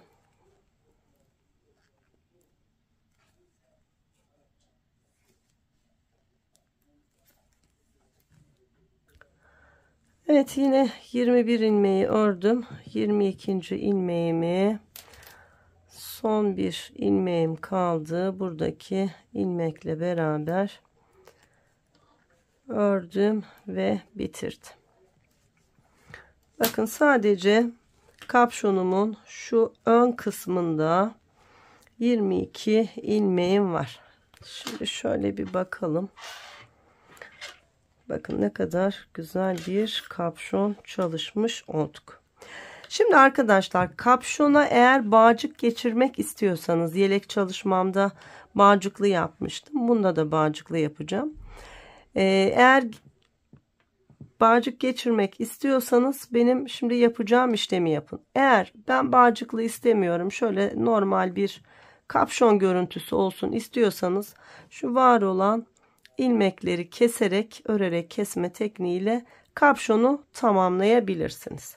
Bu kadar kolay. Her ikisi de güzel olur ama ben bağcıklı yapacağım. Şöyle kapşonu içinden geçen bir bağcık olsun ki bebeğin başına göre bağcık yardımıyla kapşonu toparlayabilelim. Şimdi bakın, en son düz örgülerle beraber ördük ve 22 ilmeğimiz kaldı. Kapşonumuzun sağ tarafında ve sol tarafında bakın yakaya kadar bir örgümüz var. Şimdi bunlardan tekrar ilmek çıkaracağız ki kapşonumuza bağcık geçirebileceğimiz bölümü örelim. Yine şuraya bir işaretleyici takalım. Ondan sonra ilmek çıkartacağım. Her bir yuvaya şöyle bakacağım, her bir ilmeğin arasına batacağım ve örerek bir ilmek çıkartacağım. Sırayla hepsine yapacağım. İlmek aralarına battığınıza emin olun arkadaşlar. Böyle elinizde zaten tuttuğunuzda anlayabiliyorsunuz. Eğer şişle çıkarmakta zorlanıyorsanız bunu tığ yardımıyla da yapabilirsiniz. Bakın bir tane çıkardım. Geldim sıradaki ilmeğin içerisine battım ve bir tane daha çıkardım. 2 etti. Yandakine battım. Bakın çıkardım 3. Bu şekilde ilk ilmek almış olduğumuz, bakın çok belli elimizden tuttuğumuzda, kapşonun başlangıç yerine kadar olan ilmeklerin arasına sırayla batıyoruz ve ilmek çıkartıyoruz. Eğer bunu şişle yapmakta zorlanıyorsanız arkadaşlar şöyle yapın. Gelin tığla beraber ilmek arasına batın ve tığınızın yardımıyla böyle ilmeği çıkartıp şişinizi alın. Ve yine sayarak devam edin. Çünkü ilmekleri saymak zor. 1, 2, 3, 4, 5, 6 tane çıkarmışım şimdiye kadar. Aynen bu şekilde devam edeceğim. Şuradaki başlangıç yerine kadar. Ben ilmekleri çıkartayım, zaman kaybı olmasın. Arkadaşlar 19 ilmek çıkardım. Bakın başlangıç yerim hemen şurası. Son bir ilmeği de buradan çıkartıyorum. Yani 20 ilmek çıkarmış olacağım. Şöyle bir kontrol edeyim. Evet, ilmek arasına battığıma emin olacak şekilde bakın 20 ilmek çıkarmış oldum. Örgümüzün düz tarafından çıkarmıştık. Şimdi geriye dönüyoruz. Arkadaşlar bu 20 ilmeği ters örgülerle örüyoruz. Değişen bir şey yok. Önlerde düz, arkalarda ters olarak örüyorduk. Önce bu 20 ilmeği, sonra zaten kapşondan sonra elimizde kalan 22 ilmeği ters örgülerle örelim. Diğer taraftan da 20 ilmek daha çıkaracağız. Bu bir taraftan ne kadar ilmek çıkardıysak arkadaşlar, diğer taraftan da aynı sayıda ilmek çıkarmamız lazım. 20, 20, 40, 22 daha vardı. 62 ilmek ben çıkarmış olacağım. Siz 20 ilmek değil de 21, 22 ilmek ya da 19 ilmek çıkarmış olabilirsiniz. 1-2 ilmek fazla ya da 1-2 ilmek eksik olması hiçbir şey değiştirmez arkadaşlar. Ama tabii çok sayıda fazla ilmek ya da çok sayıda az ilmek çıkartırsanız potluk ya da toplama olur. Çünkü ben eşit aralıklarla ve olması gereken sayılarda ilmeklerimi çıkardım. Ama dediğim gibi 1-2 ilmek fazla ya da 1-2 ilmek eksik hiç fark etmez. Bakın çıkardığım 20 ilmeği ördüm. Şimdi zaten şişimde olan 22 ilmeğim vardı. Onu da örüyorum. Onu da tamamlayalım. Diğer tarafın ilmeklerini çıkaralım. 22 ilmeğimi ördüm. Şimdi buradan ilmek çıkaracağız. Yine bakın şurası başlangıç yerimiz. Yani gözden de ayırt ediliyor. Şöyle elle tuttuğumuzda da ilmek çıkardığımız için ayırt edebiliyorsunuz. Aynı şekilde geliyorum. Her bir ilmek arasına battığıma emin olup ilmek çıkartıyorum. Bakın bir çıkardım. Bu kez ters örgülerle çıkartıyorum. Düz de çıkartabilirsiniz. Yani ipten kaynaklı zaten ters ve düz örgü belli olmuyor. Nasıl rahat ediyorsanız öyle çıkartın. Şimdi 4 5 oldu. Şuraya kadar 20 ilmek çıkartıp geliyorum. Evet arkadaşlar, 20 ilmekte buradan çıkardım. 20, 40, 62 ilmeğim var şişimde. Şimdi 62 ilmeğimi içinden bu bağcık geçebilecek kadar uzunlukta, şöyle 5 belki 6 santim genişliğinde, önlerde düz, arkalarda ters olacak şekilde öreceğim. Ardından örerek kesme tekniğiyle keseceğim var olan bütün ilmekleri ve ipimi bu kapşonun katını dikebileceğim kadar, ortalama böyle 1,5 metre uzunluğunda bırakarak keseceğim. Sonra da kolları öreceğiz arkadaşlar. Yine çok basit çalışmayla beraber ilmek alarak kollarımızı öreceğiz ve hırkamızın örgüsünü bitirmiş olacağız. Ondan sonra süsleme çalışmaları olacak. Evet, şimdi bu şekilde örgümüzü örelim. Sonra devam edelim. Evet arkadaşlar, yakadan ilmek kapşondan ilmek aldıktan sonra bakın tam 6 santim uzunluğunda bir örgü ördüm. Şurası ilmek çıkardığım yer, kapşonumuzun kenar kısımlarından ilmek çıkardığım yerleri tam 6 santim uzunluğunda ördüm. Şimdi var olan ilmekleri tıpkı koltuk altında kesim yaparken çalıştığımız gibi kesim yapıyoruz. Bakın ben başladım ve keserek geldim. Son birkaç ilmeğim var. Bunları da birlikte keselim. Örgümün düz tarafında kesime başladım. O yüzden düz örgüyle ilmeğimi ördüm. Arkadaki ilmeği üzerinden geçirdim. Sıradaki ilmeği yine düz olarak ördüm.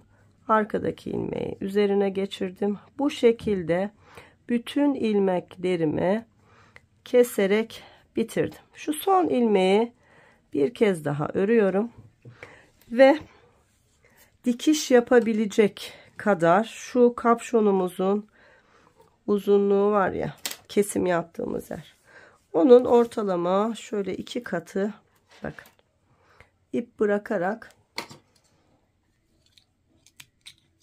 kestim. Bununla dikiş yapacağız. Şimdi göstereceğim.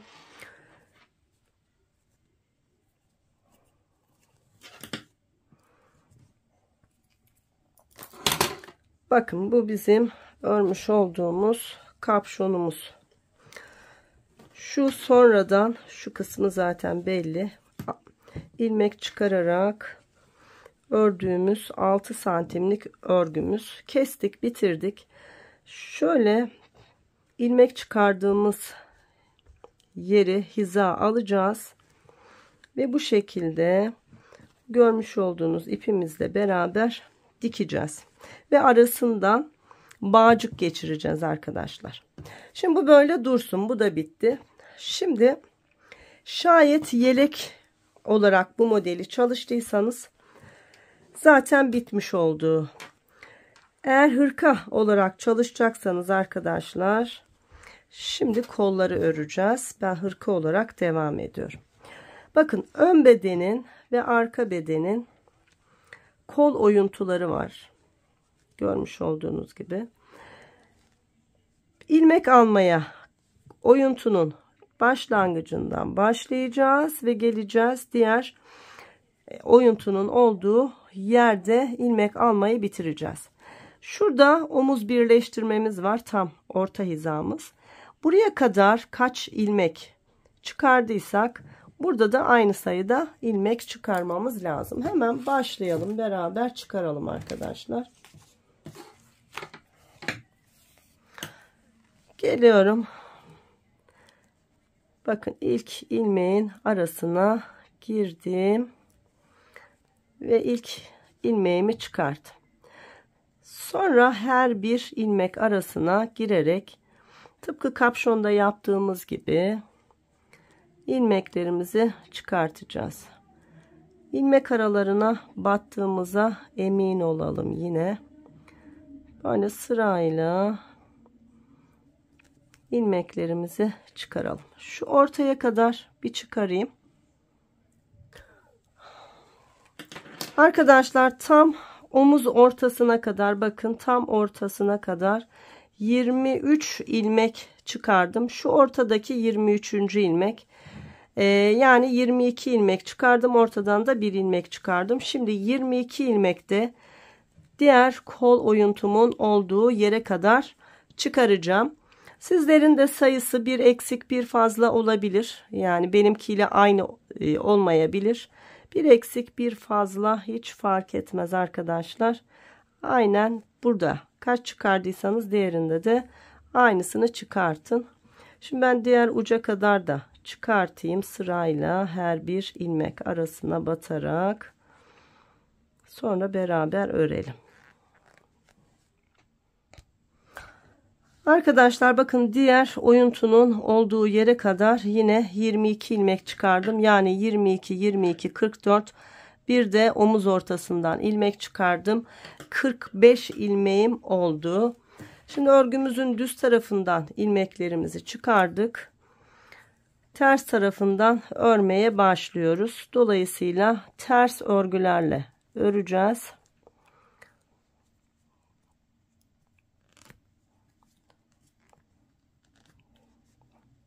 Bir miktar bu şekilde ilmeklerimi öreceğim.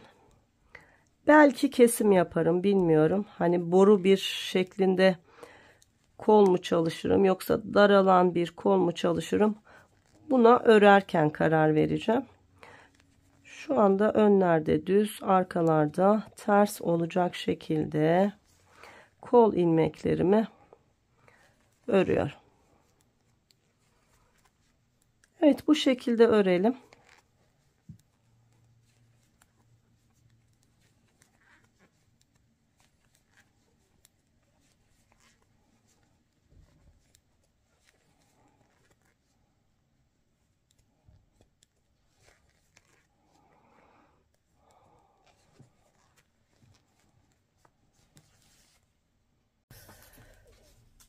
Arkadaşlar kolumu bakın şuradan ilmek aldıktan sonra bir miktar ördüm. Şimdi eksiltme yapacağız. Hafif böyle daralan, güzel bir kalıbı olan bir kol çalışması yapacağız.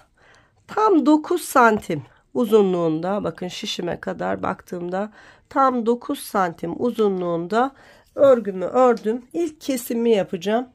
Nasıl yaptığımı göstereceğim.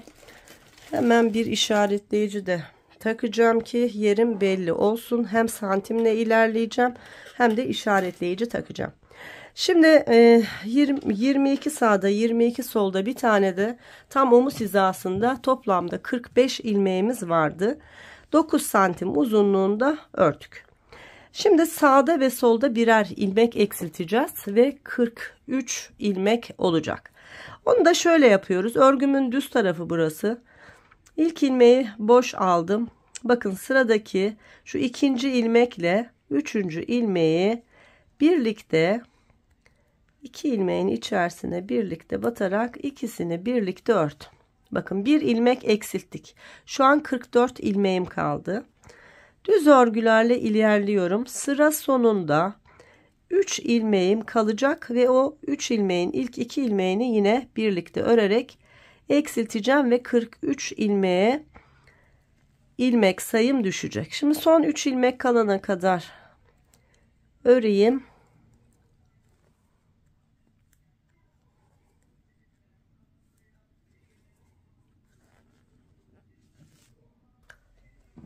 Evet, son 3 ilmeğim kaldı sıra sonunda. Bakın 1 2 3. Şimdi bu 2 ilmeği yine ikisini birlikte örerek bir ilmek daha kesmiş oldum. Son ilmeğimi de örerek sıramı tamamladım arkadaşlar. Evet, ilk kesimimizi yaptık. Bu arada 3. yumağım da bitmek üzere. Bize 4 yumak ip lazım arkadaşlar. 4 yumağı tamamıyla bitirmeyeceğiz ama 4 yumak ip bize lazım. Bakın işaretleyicimi şöyle taktım. İlk kesim yaptığım yerde ikinci kolu örerken hem santimle ilerleyeceğim hem de örgünün üzerine koyarak kontrol edeceğim emin olmak için. Birinci kesimi bu şekilde yaptım. Şimdi bunu birkaç kez tekrarlamayı düşünüyorum. Şöyle kolu ikiye katlayayım. Bir kol boyunu görün arkadaşlar. Şöyle genişliğini. Siz de öyle bakarak karar verin. Çünkü ip farklı bir ip olduğu için ölçülerimiz de farklı olabilir. Bakın. Hemen santim ölçüsü de vereyim. Şöyle ikiye katlanmış haliyle ölçtüğümde 16 santim civarı, 15 santim aslında, tam 15 santim dikişe de girecek, 15 santim genişliği var. Şöyle de tuttuğumda muhtemelen 30 santim olacak, onu da söyleyeyim. Şöyle tuttuğumda evet bak 32 santim gibi dikişe girince 1 santimi gider bunun. Böyle hafif klasik hırka kolu gibi hafif daralarak ineceğim ki çok böyle kalabalık bir örgü olmasın, kalınlık olmasın diye. Şimdi nasıl kestiğimizi size gösterdim. Tekrarını göstermeyeceğim. Kolu ördükten sonra kaç santim arayla kaç kez kestiğimi söyleyeceğim. Ve o şekilde kolu bitireceğiz arkadaşlar. Bu şekilde örmeye devam edelim. Arkadaşlar kolumu tam 25 santim uzunluğa gelene kadar ördüm. Ve kesim yapmaya devam ettim. İlk kesimi beraber yapmıştık. Bakın ardından hep işaretleyici taktım. Bakın bu ilk kesim yaptığımız kesim yerimiz 45 ilmeğimiz vardı. Sağında ve solunda birer ilmek eksilttik. 43 kaldı. Sonra tekrar kestim. 41 kaldı. Tekrar kestim. 39 kaldı ve tekrar kestim. 43, 41, 39, 37 ilmeğim kaldı. Şimdi kaçar santim arayla kestiğimi de söyleyeyim. Bakın iki işaretleyici arası 4 santim civarı. Aynı aralıklarda kesmeye dikkat edin. Bakın 4 santim civarı. Tam 25 santim şuradan ilmek aldığımız yerden aşağı ördük ve 37 ilmeğimiz kaldı. Şimdi burayı şöyle bakıyorum. Kol genişliğime şu şekilde. Birkaç ilmek daha eksilteceğim. Şimdi örerken böyle bilek kısmı biraz daha dar olsun istiyorum. Ondan sonra da bitireceğim. Bakın son kesimden sonra muhtemelen bir sıra önde bir sıra arkada ördüm sanırım. Çünkü mesafe kısa 1 santim civarı. Ama örgümün uzunluğu başlangıçtan itibaren 25 santime ulaştı. Şimdi şöyle yapıyorum. İlk ilmeği boşaldım.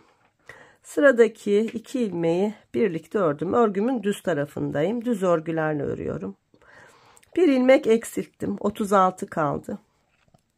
Devam ediyorum. Şu 5-6 ilmek öreceğim.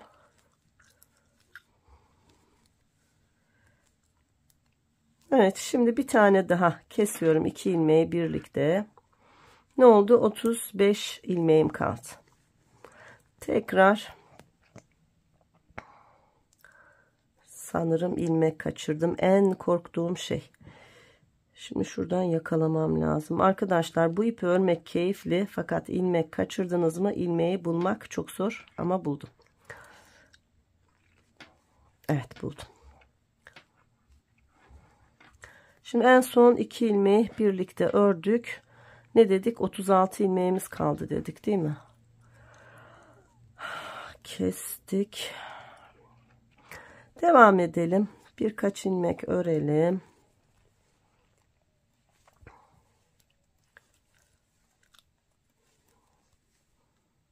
Şu arada 5-6 ilmek olsun. Tekrar sıradaki 2 ilmeği birlikte kestim. Ne oldu? 35 ilmeğim kaldı. Tekrar birkaç ilmek örüyorum. 1 2 3 4 5 6. Yine sıradaki 2 ilmeği birlikte örerek kestim. Bir ilmek daha eksiltmiş oldum. 1 2 3 4 5 6 ilmek ördüm. Bir tane daha kestim. Ve son ilmeğimi de ördüm. Kaç ilmeğim kaldı? Hemen sayabildiğim kadarıyla sayayım. 2 4 6 8 10 12 14 16 18 20 22 24 26 28 30 33 ilmeğim kaldı arkadaşlar. Yani 30 ilmekten az olmamak kaydıyla siz de kesiminizi yapın. Kol ilmeklerini alırken daha az sayıda ilmek almış olabilirsiniz. Kolunuz birkaç ilmek eksik olabilir. Şimdi var olan 33 ilmeği örgümün arka tarafında ters örgülerle örüyorum.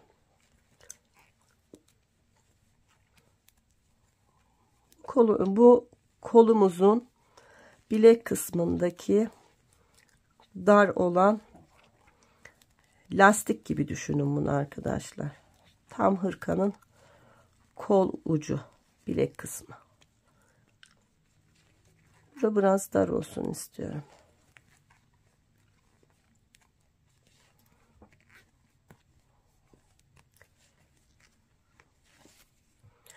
Evet, sırayı böyle tamamlayalım. Evet, ters örgülerle sıramı tamamladım. Şimdi tekrar örgümün düz tarafındayım. Bakın bayağı daralmış oldu. Şöyle dikişe de girecek. Bu yeterli. Dediğim gibi 30 ilmekten az olmasın ama arkadaşlar 30'a kadar kesebilirsiniz. Şimdi bir sıra önlerde düz, bir sıra arkada ters olacak şekilde tekrar bu 33 ilmeğimi öreceğim ve sonra keserek artık kolumu bitireceğim. Sanırım kol uzunluğumda 26-27 santime ulaşmış olacak. Evet, düz örgülerle sıramı örüp tamamlayayım.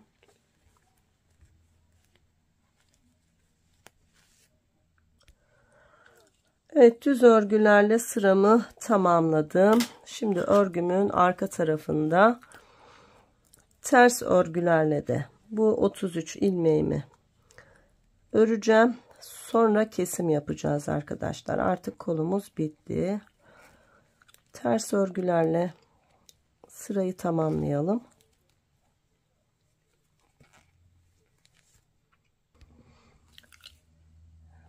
Ters örgülerle sıramı tamamladım.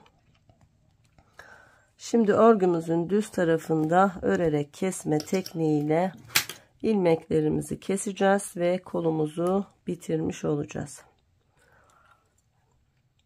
Evet, ilk ilmeği boşaldım. İkinci ilmeği düz ördüm. Arkadaki ilmeği öndeki ilmeğin üzerine geçirdim. Sıradaki ilmeği düz örgü ördüm. Arkadaki ilmeği üzerine geçirdim. Sıradaki ilmeği düz ördüm. Arkadakini üzerine geçirdim.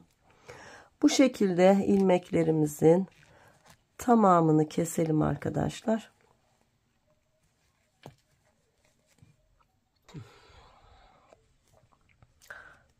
Evet, ilmeklerimin tamamını ördüm ve kestim.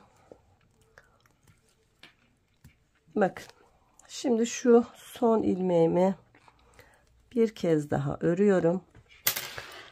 Arkadaşlar, hem kolu hem bedeni dikebilecek kadar ipimi uzun bırakıyorum. Şöyle 1,5 metre kadar yeterli. Evet, kestim ve bitirdim. Bakın kolumuzun uç kısmını görüyor musunuz? Ne kadar güzel oldu. Böyle bir kol manşeti gibi tam uç kısmı da daralttık. Çok da güzel oldu. Şimdi son olarak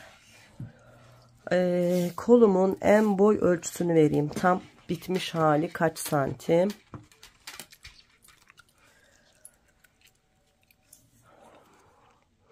Arkadaşlar tam 27 santim uzunluğunda kolumuz oldu.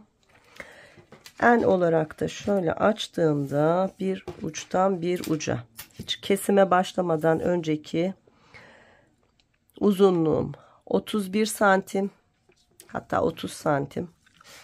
Şu aşağı kısımda da tam bilek hizasında da 20 santim arkadaşlar. Hatta 19 santim bile yok, 20 santim, tam 20 santim. Evet, böylece ilk kolumuzu bitirdik. Dikişini şimdi yapmayacağım. Niye yapmayacağım? Bakın bunlar işaretleyicilerim yine benim duracak. Şimdi ikinci kol için yine ilmek alacağız. Onun da başlangıcını göstereyim. Tıpkı birinci kol gibi ikinci kolu da öreceğiz ve bitireceğiz. Ondan sonra her iki kolu ve kapşon kısmımızı dikeceğiz. Şu anda dikmiyorum çünkü o işaretleyicilerin üzerine tutarak yine kesimlerimi yapacağım. Evet, şimdi yine örgümün düz tarafı. Bakın arkadaşlar, ön bedenin yaka oyuntusundan başlayacağım. Arka bedenin ön bedenin kol oyuntusundan başlayacağım. Bakın kolumuz burada. Yine ilmek alarak 45 ilmeğimiz vardı. Yine 45 ilmek çıkaracağız arkadaşlar. Şöyle başlangıcı göstereyim, sonra zaten siz devam edersiniz. Aynı şeyi tekrarlayarak göstermeye gerek yok. Zaten videomuz uzun olacak. Bakın yine geldim. Ön bedenin ön tarafının, örgümüzün düz tarafının, yakamızın hemen olduğu oyuntuya başladığımız yerden ilk ilmeğimi çıkarttım. Bu birinci ilmeğim. Sonra yine örerek ilmek çıkartıyoruz. Hep ilmek aralarına batıp ilmek çıkartıyoruz. Evet, bu şekilde ilmeklerimizi tam arka bedenin kol oyuntusunun başladığı yere kadar aynı sayılarda çıkartalım. Şimdi ben 45 ilmek çıkardığım için burada da 45 ilmek çıkaracağım. Siz daha az ya da daha fazla 1-2 ilmek eksik ya da 1-2 ilmek fazla çıkardıysanız bir önceki kolda, bu diğer kolda da aynı sayılarda çıkarmanız lazım. Çıkaralım ilmeklerimizi. İlk kolun birebir aynısını örelim. Belirgin aralıklarla kesim yapalım. İkinci kolu da tamamlayalım. Ondan sonra zaten kulaklarımız, dikişlerimiz vesairemiz, süslememiz kalıyor arkadaşlar. Onlarla devam edelim.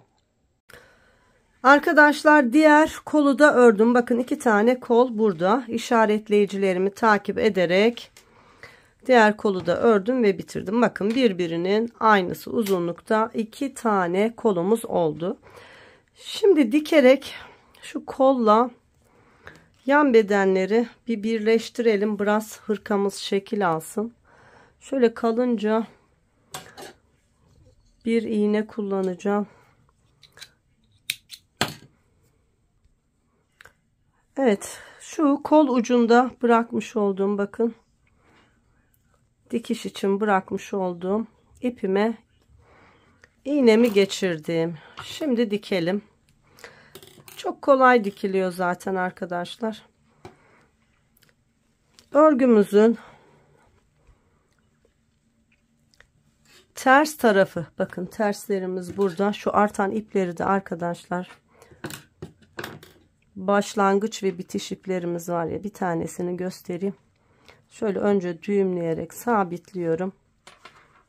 Bu şekilde. Ardından zaten böyle parçalı bir ip olduğu için kesip temizliyorum. Bakın bir tane de burada var. Bunu da aynısını yapalım. Ama önce düğümlemeyi unutmayın. Sağlam olsun. Açılmaz ama Yine de ne olur ne olmaz. O yüzden önce düğümlüyorum. Bakın. Sonra kesiyorum. Hiç belli olmuyor. Aynı bu şekilde var olan iplerinizi temizleyin. Şimdi burası ters tarafımız. Düzler içeride kalacak şekilde bakın. Şurası düz, burası ters.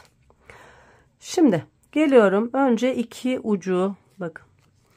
Kolun iki ucunu birleştiriyorum. Yine ilmek aralarına girdiğinize emin olun arkadaşlar.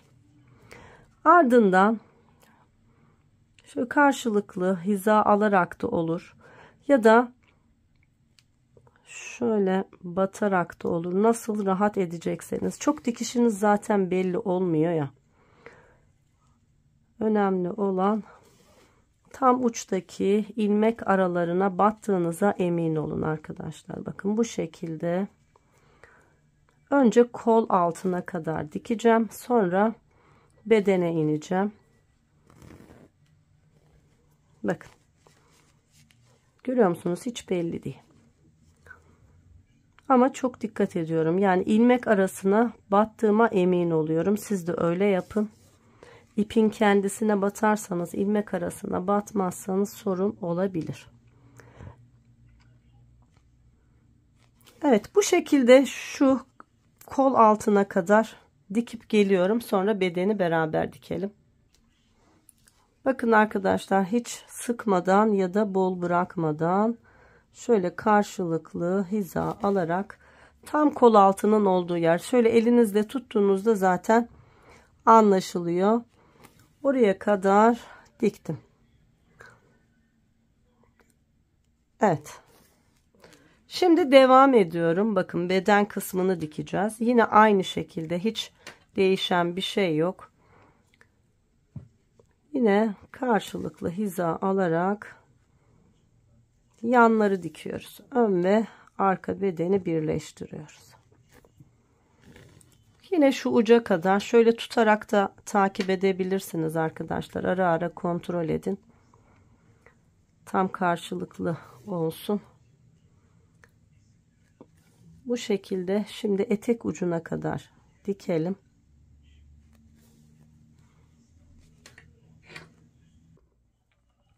Evet arkadaşlar, bakın etek ucuna yaklaştım. Burayı beraber kapatalım.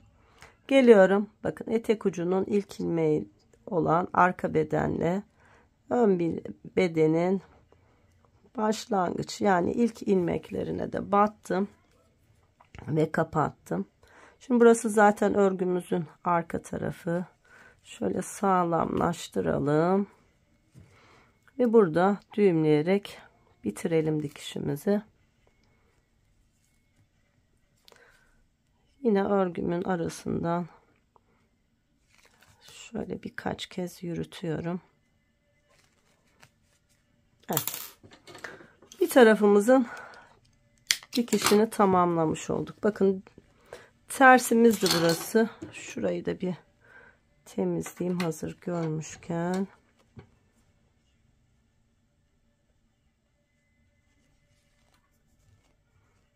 Önce düğümledim, sabitledim. Sonra kestim. Şimdi burası da düz tarafımız. Bakın arkadaşlar, hem kol altı, kol dikişlerimiz bakın hiç belli değil. Görüyor musunuz? Bunda yan dikişlerimiz. Şu önde başlangıç ipim var. Bakın bunu da yürütmeyi göstereyim yine size. Tığımın yardımıyla örgümün iç tarafına alıyorum ipimi.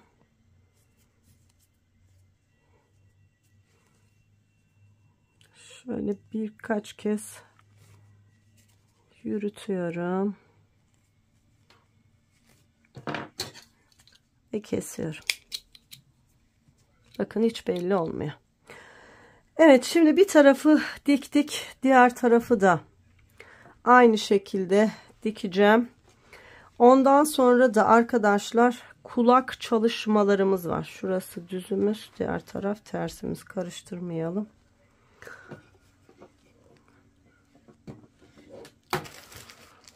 Hatta hemen şuraya bir işaretleyici takayım. Burası düz tarafım. Siz de öyle yapın arkadaşlar. Önle arkayı karıştırmayın. Şimdi dikişimizin diğer tarafını da yaptıktan sonra kapşonu da dikeceğiz ama kapşona önce bir bağcık yapacağız. O yüzden önce kulaktan başlayalım. Arkadaşlar daha önce yelek anlatımı yapmıştım. Yelek anlatımında bir ayıcıklı çalışma yapmıştım. Şimdi hırkayı anlatırken de tavşan kulaklı anlatmaya karar verdim. Şimdi en kolay bu kulak çalışmasını tığla yapıyoruz. Çok da çabuk oluyor. O yüzden tığla yapacağım. 4 milimetre örgü tığ kullanacağım. Kalan ipim de bu arkadaşlar. Yani yumağım da bitmek üzere. 4. yumağımız. Şimdi şu kulağın birebir aynı çalışacağız. Bu kulağın ben hemen önce uzunluklarını söyleyeyim. Ondan sonra size anlatmaya başlayayım. Uzun bir kulak olsun istedim. Şöyle ölçtüğümde tam 22 santim uzunluğunda ve en geniş kısmını da söyleyeyim. 7 santimde genişliğinde bir kulak çalıştım. Şimdi aynısını çalışacağız ve çok kolay olacak. Şurada bakın dikiş yapabilmek için uzun bir ip bıraktım. Onu da şöyle yapıyorum. Başlangıç ipim var ya, ondan şöyle biraz bıraktıktan sonra örmeye başlıyorum. Sadece sık iğne öreceğiz arkadaşlar ve çok kolay. 1 2 ama bol bol arkadaşlar. 3 4 5 tane zincir çekiyorum. Sonra bir zincir çekiyorum üst sıraya çıkmak için. Yani toplamda 6 zincir. Sonra geliyorum. 5 tane sık iğne yapıyorum. Bakın batıyorum, bir sık iğne. Geliyorum, yandakine batıyorum. Çok görünmüyor ama parmağınızda hissedebiliyorsunuz. 2. Yandakine batıyorum. 3. Yine bol bol örerken de aynı. Sıradaki zincire batıyorum. 4. Ve son zincirimin içerisine batıyorum. 5 tane sık iğne çalıştım. Tekrar bir zincir çekiyorum. Üst sıraya çıkmak için örgümü çeviriyorum. Bu da bol olsun. Geliyorum. Yine 5 tane sık iğne yapıyorum. Bakın 1 2 yandakine 3 yandaki 4 ve son sık iğnemin içerisine batıyorum. 5. 2 sıra 5 tane sık iğne çalış. Şimdi artırarak devam edeceğiz. 6, 7, 8, 9'a kadar arttıracağız. 9'dan sonra artırmayacağız ve 9 sık iğne ile devam edeceğiz. Şimdi bir zincir çektim. Üst sıraya döndüm. Geliyorum, batıyorum 1. Yanındakine 2. Yanındakine 3. Aynısının içerisine 4. Yanındakine 5. Yanındaki son sık iğnenin içerisine battım 6. Bir sık iğne artırdık. Bir zincir çekiyorum. Yine örgümü çevirdim. Bu kez 7 yapacağız arkadaşlar. Bakın 1, yandakine 2, yandakine 3, yandakine 4. Aynısının içerisine, bunu gelişigüzel yapabilirsiniz. 5, amaç sadece artırmak. Yandakine 6, son sık iğnemin içerisine 7. Bakın artarak genişliyor. Bir zincir çekiyorum, örgümü çeviriyorum. Bu kez 8 yapacağız. 1, yandaki 2, yandaki 3, yandaki 4, yandaki 5, aynı yuvaya 6, yandaki 7 ve son sık iğnemin içerisine batıyorum ve 8. Bir zincir çekiyorum, örgümü çeviriyorum. Son kez artıracağız ve 9 yapacağız. 1, yandaki 2, yandaki 3, yandaki 4, aynı yuvaya 5, yandaki 6, yandaki 7, yandaki 8 ve sonuncusunun içerisine batıyorum. Battığınız yerin arkadaşlar ilmek olduğuna dikkat edin. 9. 9'a kadar arttırdık. Artık artırma yok. 9 olarak hep devam edeceğiz. Bakın 9'a kadar arttırdım, sonra devam ediyorum. Bunda sıra sayısı da yok arkadaşlar. Santimle yol aldım. Yine öyle yapacağım. Üstüne koyarak kontrol edeceğim. Bakın 1, 2, 3, 4, 5, bol bol dikkat edin. 6, 7, 8 ve son ilmeğin üzerine battım 9. İkinci kez 9 yaptık. Hep böyle devam edecek. İstediğimiz uzunluğa ulaşana kadar. Yine 1, 2, 3, 4, 5, 6, 7, 8 ve sonuncusuna battım 9. Şimdi kaç santim olduğunu söyleyeyim, daha uzatmayayım arkadaşlar. Şu ana kadar örmüş olduğum santim sayısı 8 santim. Bu şekilde örelim. 15 santimdi bu şekilde ördüğüm sayı. Evet, bakın eksiltmeye geçmeden ben 15 santim ördüm. Daha kısa ya da daha uzun örebilirsiniz arkadaşlar, nasıl arzu ederseniz. Şimdi 8 santim olmuş. Ben bunu 15 santime tamamlayıp geliyorum.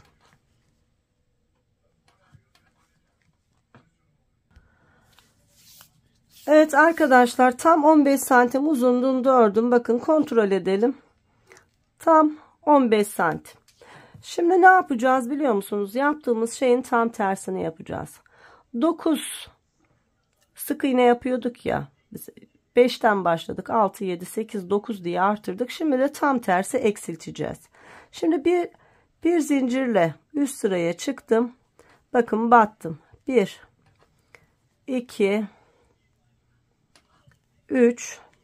Bu sefer atlıyorum. 4, 5. Yani her birine batmıyorum da bir tane atlıyorum. 6, 7, geldim sonuncusuna yine battım 8. Bir zincir çektim.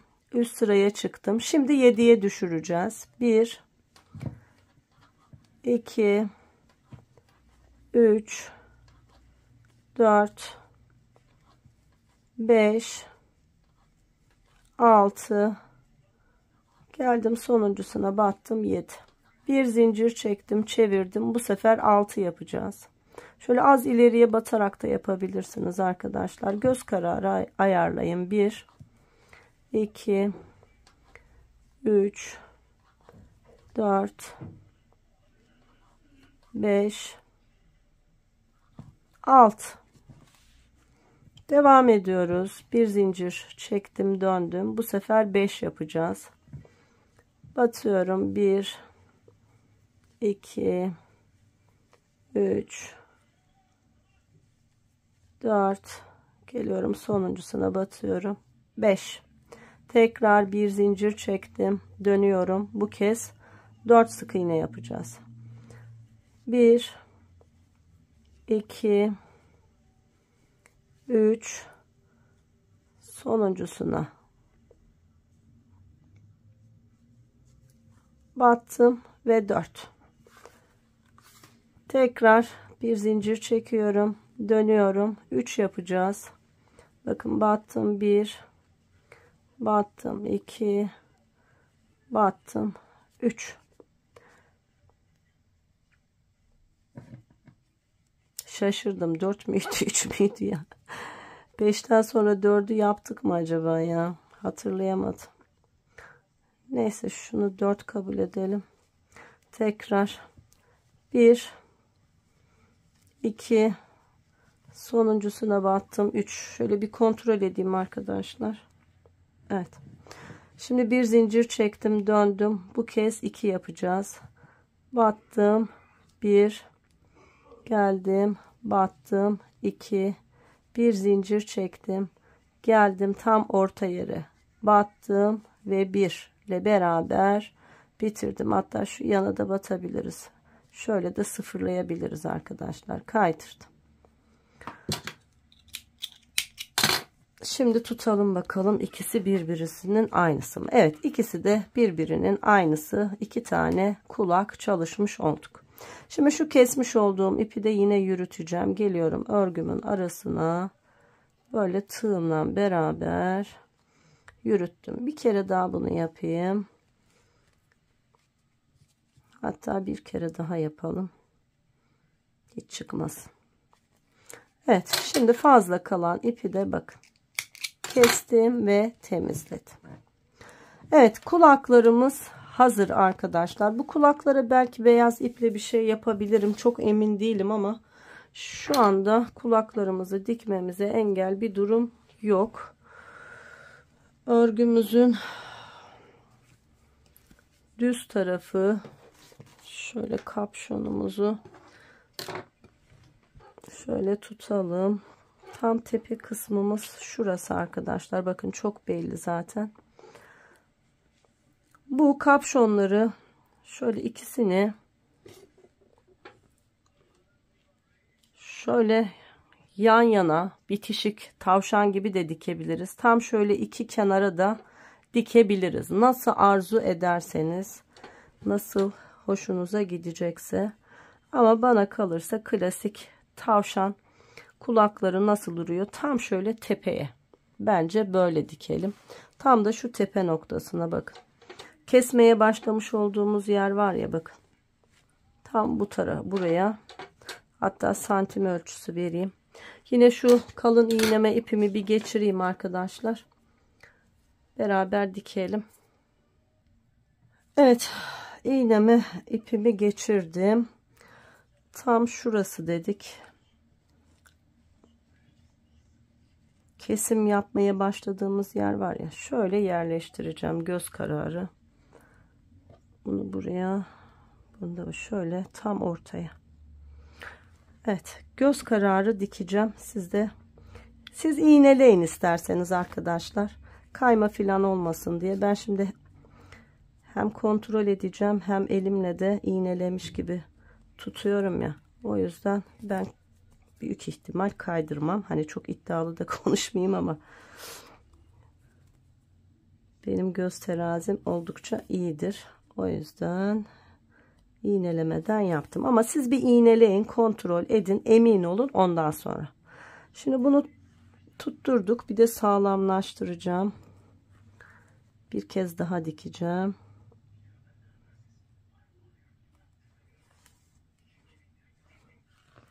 Şöyle çevireyim.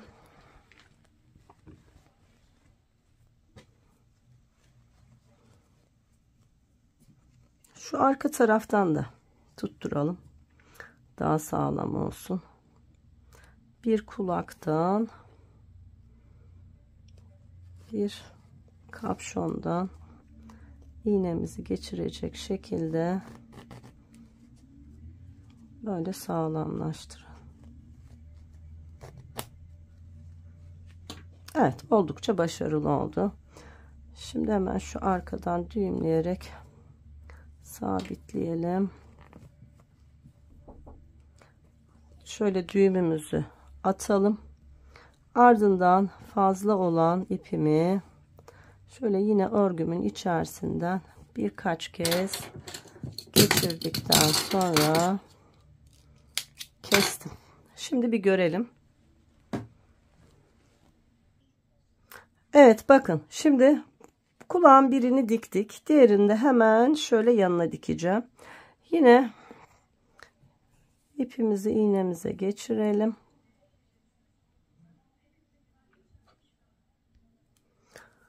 Evet, ipimi iğneme geçirdim. Şöyle düzgünce tutuyorum. Bakın.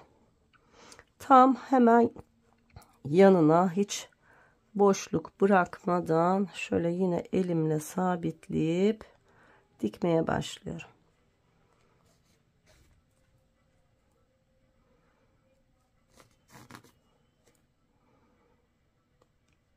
Bir kapşondan, bir hırkadan geçebilecek şekilde sabitliyorum.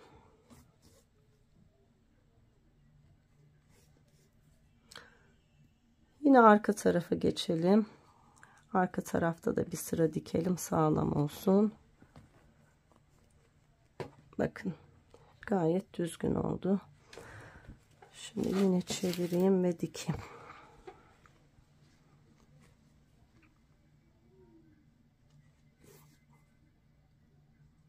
Tam bu başlangıç yerimiz var ya, o ilk sıradaki ilmeklerden tutturarak dikiyorum.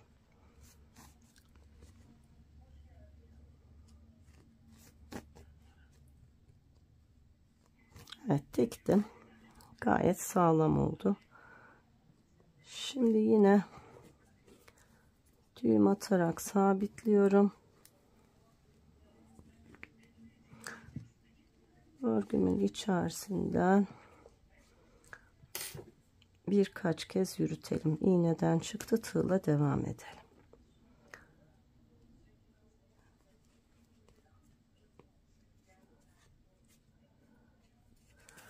Artık fazlasını kesebiliriz.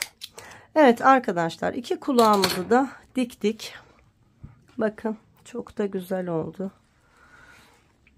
Bence yeleği ören arkadaşlar alternatif olarak bu kulak çalışmalarını da yeleklerindeki kapşonda çalışabilirler. Yani ayıcıklı değil de kapşonlu yapmak isterseniz bu videodan yararlanarak yeleğinizi de tavşan kulaklı yapabilirsiniz.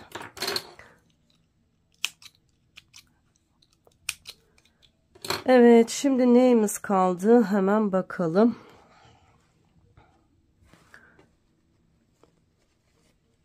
Kulaklarımızı yaptık. Şurayı dikeceğiz ama burayı dikerken bağcıkla beraber dikmeyi istiyorum. Yelekte de aynı şeyi yapmıştım. Burayı sonra dikeriz. Arkadaşlar, kulaklardan sonra şimdi şu kapşonumuzun katlanacak olan kısmını dikelim. Bunu dikmeden önce beyaz iple beraber arkadaşlar 3 metre uzunluğunda 3 kat, yani 9 metre uzunluğunda ipi 3'e katlayarak vurdum ve bir bağcık çalışması yaptım. Bağcığım kaç santim, hemen onu da söyleyeyim. Fazlası varsa alacağım ama hiç zannetmiyorum, bu anca kapşondan geçer. 120-130 santime yakın uzunca bir bağcığım var. Şimdi bakın, kulaklarımız burada. Kulaklarla örgü arasındaki uzunluğu size söylememiştim, onu da söyleyeyim. Tam 17 santim uzunluğum var dikilmemiş haliyle. Şimdi dikeceğiz. Bakın uzunca bir ip bırakmıştık. İpimi yine iğneme aldım. Bakın ilmek çıkardığımız yerler belli oluyor. Tam oraya şöyle karşılıklı batarak önce bir birleştireyim örgümü. Bakın buraya 2 kat olacak şekilde hep ilmek çıkardığımız yerleri hiza alacağız. Aynı büyüklükte olacak. Bunu 2 kat dikeceğiz ve arasından bağcığımızı geçireceğiz. Şimdi bu bağcığı rahat geçirebilmek için ben şöyle yapacağım. Bağcığı arasından çıkaracağım arkadaşlar. Ve öyle dikeceğim. Yoksa zor olacak arasından tekrar geçirmek. Bakın bu şekilde bağcığı arasından geçirdim. Şöyle içeriye doğru itiyorum, arkaya doğru ve dikiyorum. Böylece bağcık da içine geçmiş olacak. Hiç uğraşmayacağız. Aynı şeyleri aslında yelekte de yapmıştık. Yeleği öğren arkadaşlarım zaten biliyor. Bu kısımlar hep aynı. Evet, bu şekilde bakın. Diğer şu uca kadar şöyle getireceğim ve dikeceğim. Bağcık da içinde kalacak. Bir dikip bitireyim. Evet arkadaşlar, bakın diğer uca kadar geldim. Burada da şimdi şu karşılıklı iki ucu birleştirerek dikişimi tamamlıyorum. Bakın bağcığım içinde. Bağcığı dikerken dikkat etmemiz gereken tek bir şey var. Bağcığı yukarıya doğru itelim ki dikiş yaparken bağcığı da dikmeyelim arkadaşlar. Şimdi düğümümü yaptım.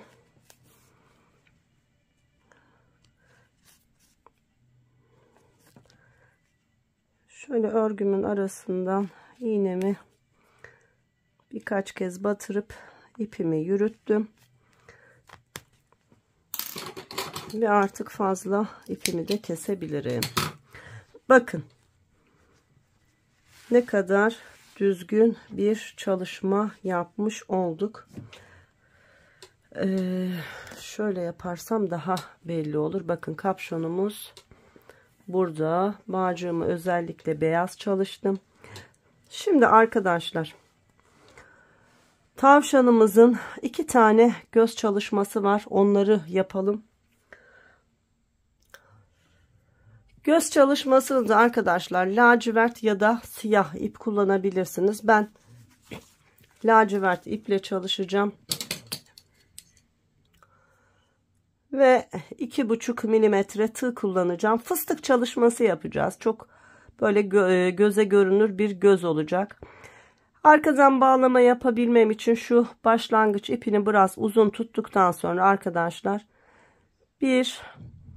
2 tane zincir çekiyorum. Şu ikinci zinciri özellikle bol çekin. Şöyle istediğim göz yüksekliği şöyle 1 santim civarı, hatta 1 santimden biraz daha uzun. Sonra tığıma ipimi doluyorum. Bu bol bıraktığım zincirin içerisine batıp ipimi uzatıyorum. 1. Tekrar batıp uzatıyorum. 2, 3, 4 ve 5. 5 kez yeterli. Bakın gayet düzgün bir göz oldu. Şimdi hepsini birlikte ördüm. Bir zincirle sabitledim. Bir zincir daha çektim. Ve yine ipimi biraz uzunca kesiyorum.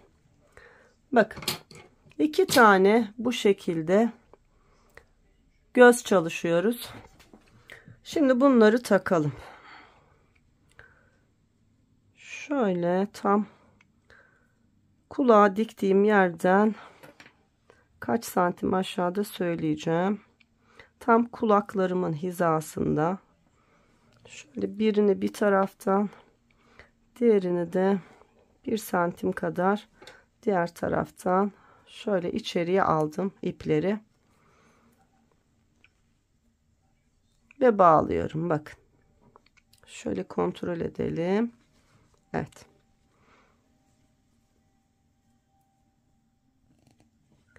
Bakın gözümün biri oldu. Görüyor musunuz ne kadar güzel. Bunu bir kez daha bağlayacağım. Hatta bir kez daha bağlayacağım ve 0 keseceğim arkadaşlar. Sıkıca bağladığıma emin olduktan sonra kısacık kestim. Bu birincisi. Aynısını diğer göze yapacağım. Tam hizasını alıyorum. Şöyle.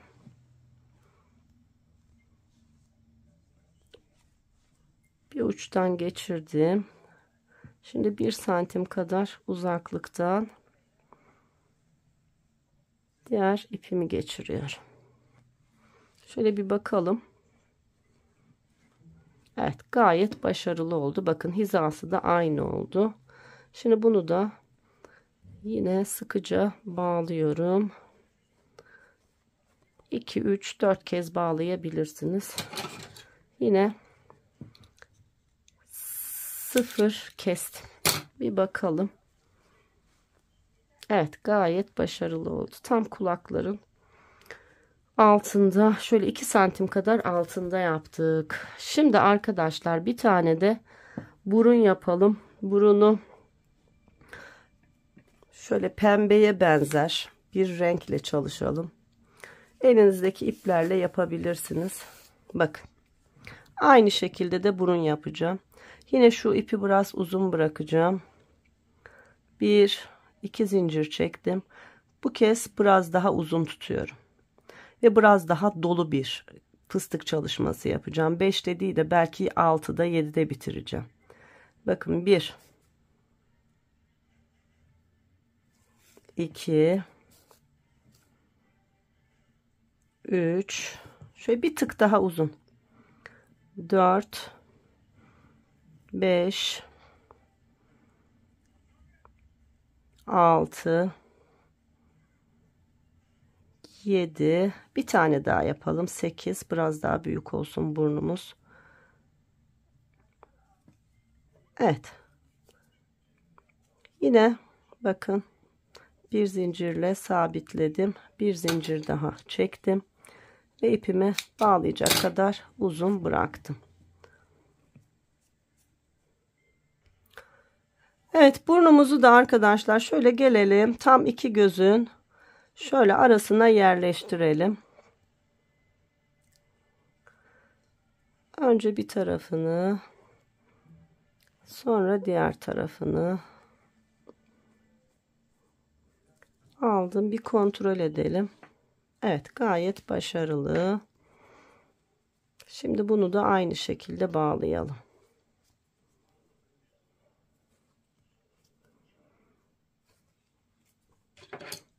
Ve fazla ipini kestim. Evet, burnumuz da gayet güzel oldu. Bir de ağız yaparsak artık tamdır. Şimdi buna bir de ağız yapalım arkadaşlar. Arkadaşlar yine lacivert ipimi kullanacağım. Bu kez iğne ile çalışacağım. Dikiş yaptığım iğneme şöyle 30-35 santim uzunluğunda lacivert ipimden taktım. Bu kez düğüm atalım. Şöyle birkaç kez düğüm atalım, kalın olsun çünkü ipimizin arasından çıkabilir. Evet, şimdi bakın burnumuzun hemen şu alttan girelim, sonra hemen böyle 1-1,5 santim aşağısına gelip şöyle hafif çapraz olacak şekilde dönelim. Aynı yere, bakın şuradaki aynı yere batalım. Ve diğer tarafta yine çapraz olacak şekilde tam karşılığından çıkmaya çalışalım.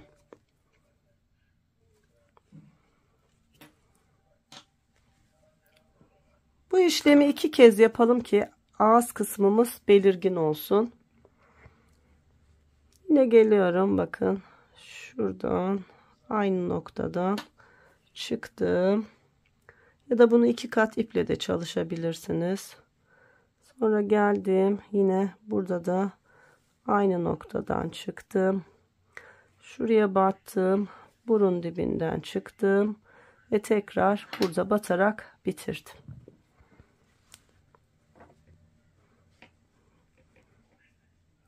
Evet, gayet güzel oldu. Yine düğümleyerek sabitleyeceğim ve bitireceğim. Şöyle örgümün içerisinden çok hafifçe geçireceğim hazlı olan ipi ve temizliyorum. Evet, bu kısmı da bitirmiş olduk. Gayet güzel oldu. Kulaklarımızda filan her şeyimizde çok güzel oldu. Arkadaşlar, eğer süslemek isterseniz şu kulakların etrafına eğer varsa aynı ipin beyaz ya da kırık beyazından bir sıra örgü örebilirsiniz. O da onu hoş gösterir. Hatta aklıma geldi ve hemen uyguladım. Bakın, kulakların etrafını böyle kırık beyaz bir ipim vardı. Aynı onunla döndüm. Şimdi ikincisini de yaparken size göstereyim. Ben kendim denedim. Gayet başarılı oldu. Aklıma gelenleri ben de uyguluyorum arkadaşlar. Şimdi geliyorum. Bakın, kulağa diktiğimiz yer burada. Yani başlangıcımız burası. 4 milimetre tığ kullandım.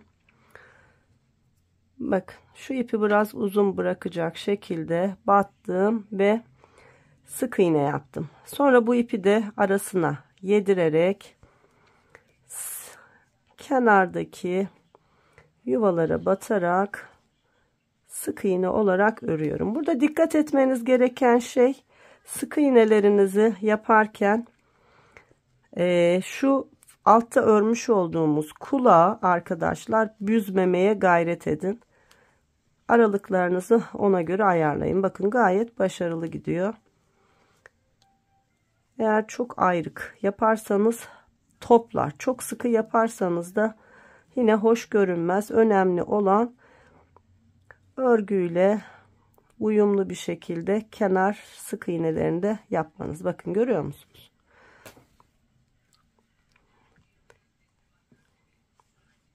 Eğer ipiniz varsa yapın. Yoksa yapmak zorunda değilsiniz. Sade hali de gördüğünüz gibi oldukça güzel.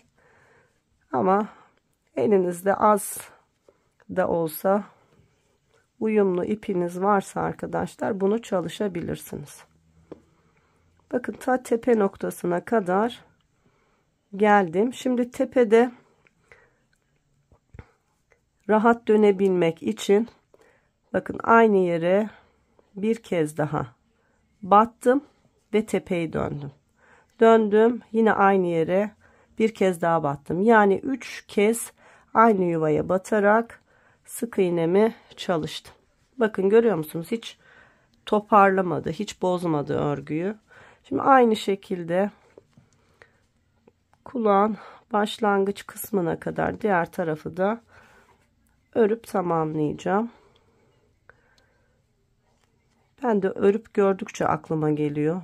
Şunu da yapabilirim, bunu da ekleyebilirim. Böyle yaparsam daha güzel olur diye. Böyle ilerliyoruz.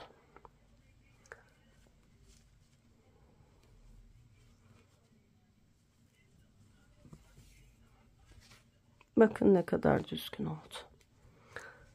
Evet, tamamlayalım şimdi.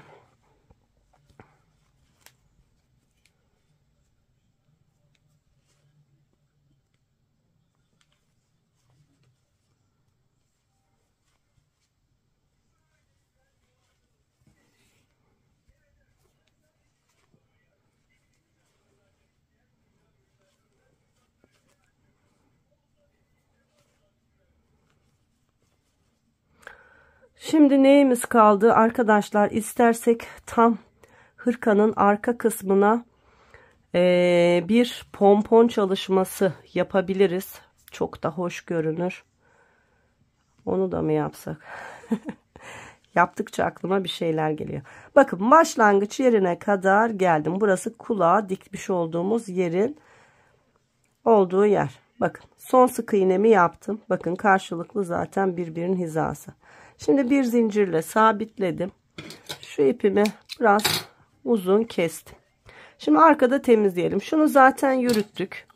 Dolayısıyla bunun temizlenecek bir şeysi yok.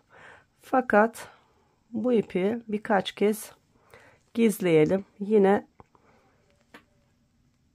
tığımı kullanarak sık iğnelerin arasından bakın böyle birkaç kez yürüttüm ve fazlasını aldım. Böyle daha güzel oldu sanki. Evet. Böyle daha güzel oldu. Şimdi arkadaşlar dediğim gibi istersek şurası hırkamızın arka kısmı ya.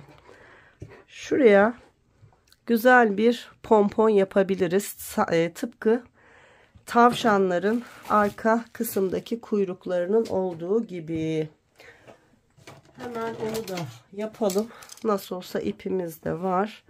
Açık renk ipimle yapacağım. Böyle büyükçe bir pompon çalışacağım. O yüzden pompon aparatımın en büyük boyuna şöyle sarıyorum. Eğer aparatınız varsa ve pompon yapımını bilmiyorsanız arkadaşlar, kanalımda pompon yapımını anlatan detaylı videom var. Ama gördüğünüz gibi şöyle yeterli miktar olana kadar bu ipi böyle saracağım. Önce bu tarafa, sonra diğer tarafına. Şimdi bunu bir sarayım. Evet, dolu dolu sarmış oldum. Şimdi diğer tarafa geçeceğim. Bakın nasıl geçiyorum. Şurada bunun bir yuvası var.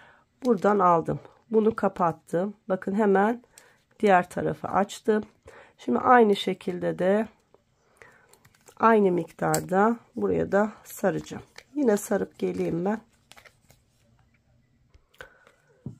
Evet arkadaşlar, bu da yeterli. En son şu aradan geçiriyorum. Ve ipimi kesiyorum. Şimdi pomponumu bağlayabilmek için umarım bu ip sağlamdır. Ya da açık renk ip kullanayım ben. Arkadaşlar bundan hiç riske atmayalım.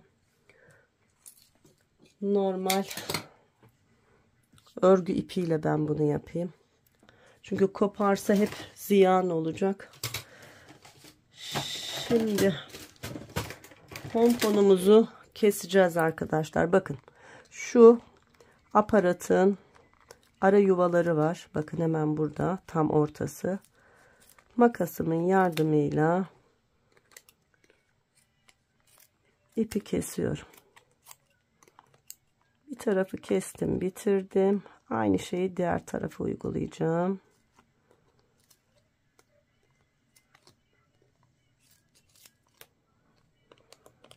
Şöyle emin oluyorum her tarafını kestiğimden. Evet. Kestik. Şimdi şu örgü ipimizle beraber bağlayalım. Aparatın yine bakın yuvasından şöyle aradan ipi sıkıca bağladım. Bunu birkaç kez tekrarlıyorum ki sağlam olsun. Bir taraftan bir diğer taraftan aynı şeyi yapıyorum.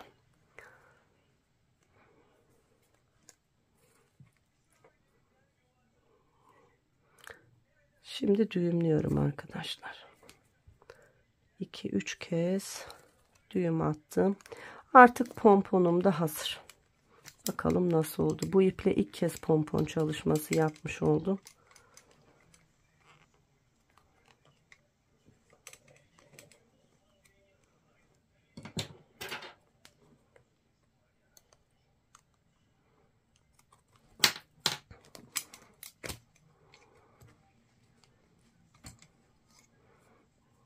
Evet.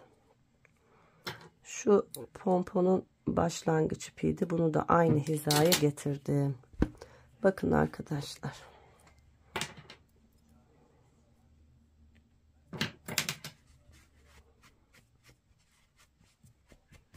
İpin özelliğinden dolayı bazı dökülmeler oldu, görüyorsunuz, ama önemli değil. Onlar uç kısmının artan ipleri.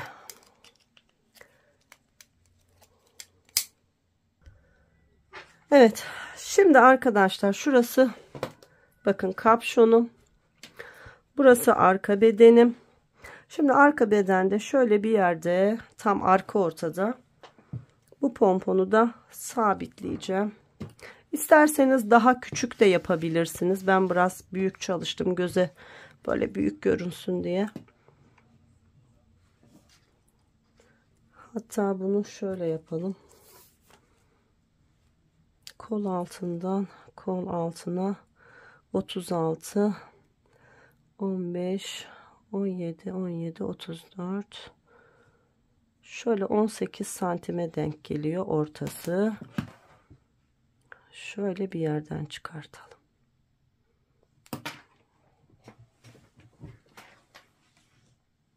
Yani arka ortayı buldum. Sağa sola kaymasın diye. Bakın şöyle örgümün içerisine aldım. Şöyle 1 santim 2 santim kadar yandan da diğer ipini alacağım. Şöyle tekrar bir kontrol edelim.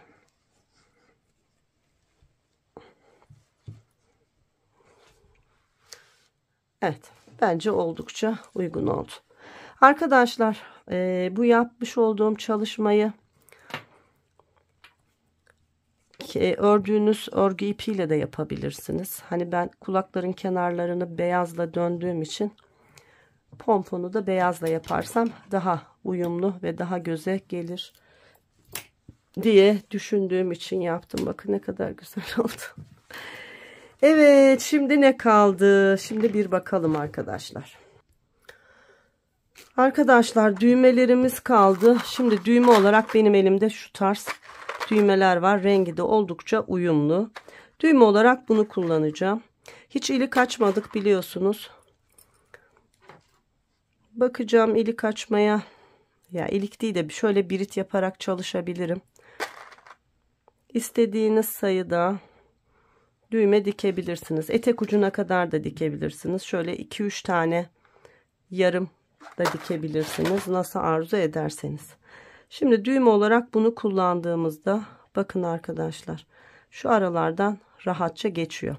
Bunu böyle yapabiliriz. Bu bir alternatif. Ben zaten o yüzden ilik açmadım, çok müsait diye. İkinci bir alternatif olarak da arkadaşlar zincir çalışmasıyla birit yapabiliriz. Yani şöyle, yine ipimizi biraz uzun bırakarak bu sefer 2,5 milimetre örgü tığ kullanıyorum. 1, 2, 3, 4, 5, 6, 7, 8, 9, 10, 11, 12, şöyle bakacağım. 13 çekip şuradan da birleştirirsem 1 kaydırdım. 2 kaydırdım. Şöyle bir birit çalışması yapabiliriz arkadaşlar. Bir zincir daha çektim. Yine ipimi uzunca bıraktım. Şimdi şöyle bir çalışma yapabiliriz. Bakın. Evet, büyüklüğü de oldukça iyi. Bu şekilde birit çalışabiliriz. Şimdi tekrar göstereceğim de. Önce şu bir taneyi takayım. Hemen şu 1 santim, 1,5 santim öteden arkadaşlar bakın. Bir ucu geçiriyorum. Sonra bir ilmek altından, aynı yerden geçirmemeye dikkat edin. Bu şekilde bakın. 1 santim kadar, yarım santim kadar bir boşluk var. Şöyle koyduğumda bakın. Böyle de güzel bir ilik çalışması oluyor. Şöyle bir tane düğme dikeyim. Bir kontrol edelim bakalım nasıl oluyor. Arkadaşlar düğmenin bir tanesini diktim. Hatta bakın beyaz iple özellikle diktim ki burada da böyle bir uyum olsun. Şimdi şu yapmış olduğum birit çalışmasıyla şöyle birleşebiliyor.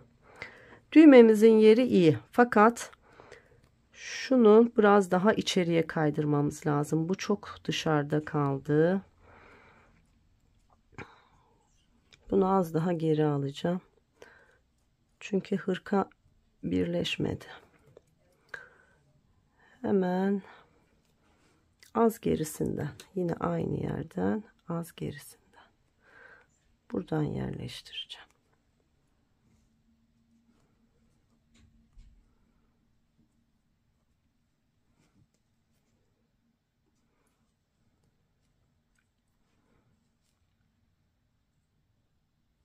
Evet. Şimdi buradan yerleştirince bir kontrol edeceğim.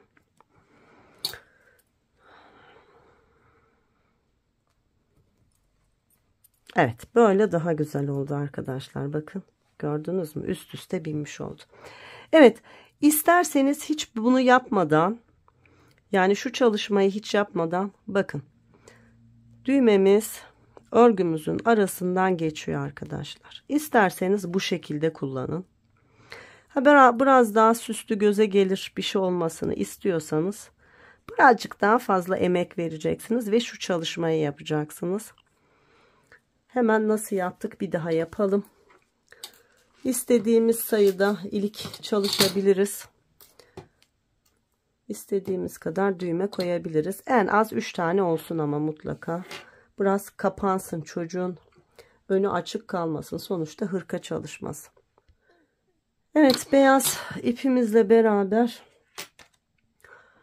2,5 numara tığımızla zincir çalışması yapıyorduk. Şöyle biraz bağlamak için ipimizi bıraktık. Sonra zincir çekiyoruz. 1, 2, 3, 4, 5, 6, 7, 8, 9, 10, 11, 12, 13, 14, 15. Şurayı da biraz uzun tutacağım. Daha güzel görünsün diye. 15 zincir çektikten sonra arkadaşlar geriye dönüyorum. Bakın burada 1, 2, 3, 4 zincir kalan şöyle 1 2 3 dördüncü zincire batıp kaydırıyorum. Yanındakine batıp kaydırıyorum. Yanındakine batıp kaydırıyorum ve yanındakine batıp kaydırıyorum. Yani şu görüntüyü elde etmek için onu yaptım.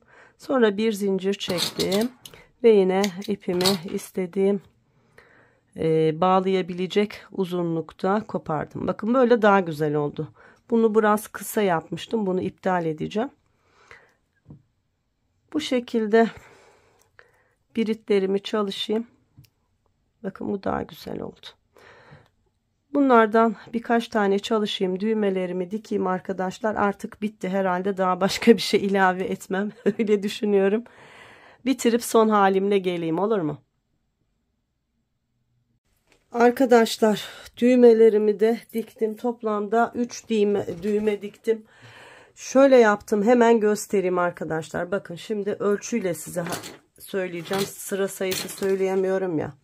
Bakın hemen şu yaka kesiminin olduğu yerden ölçtüğümde ilk düğmemi ve ilk iliğimi 3 santime açtım. Şöyle göstereyim.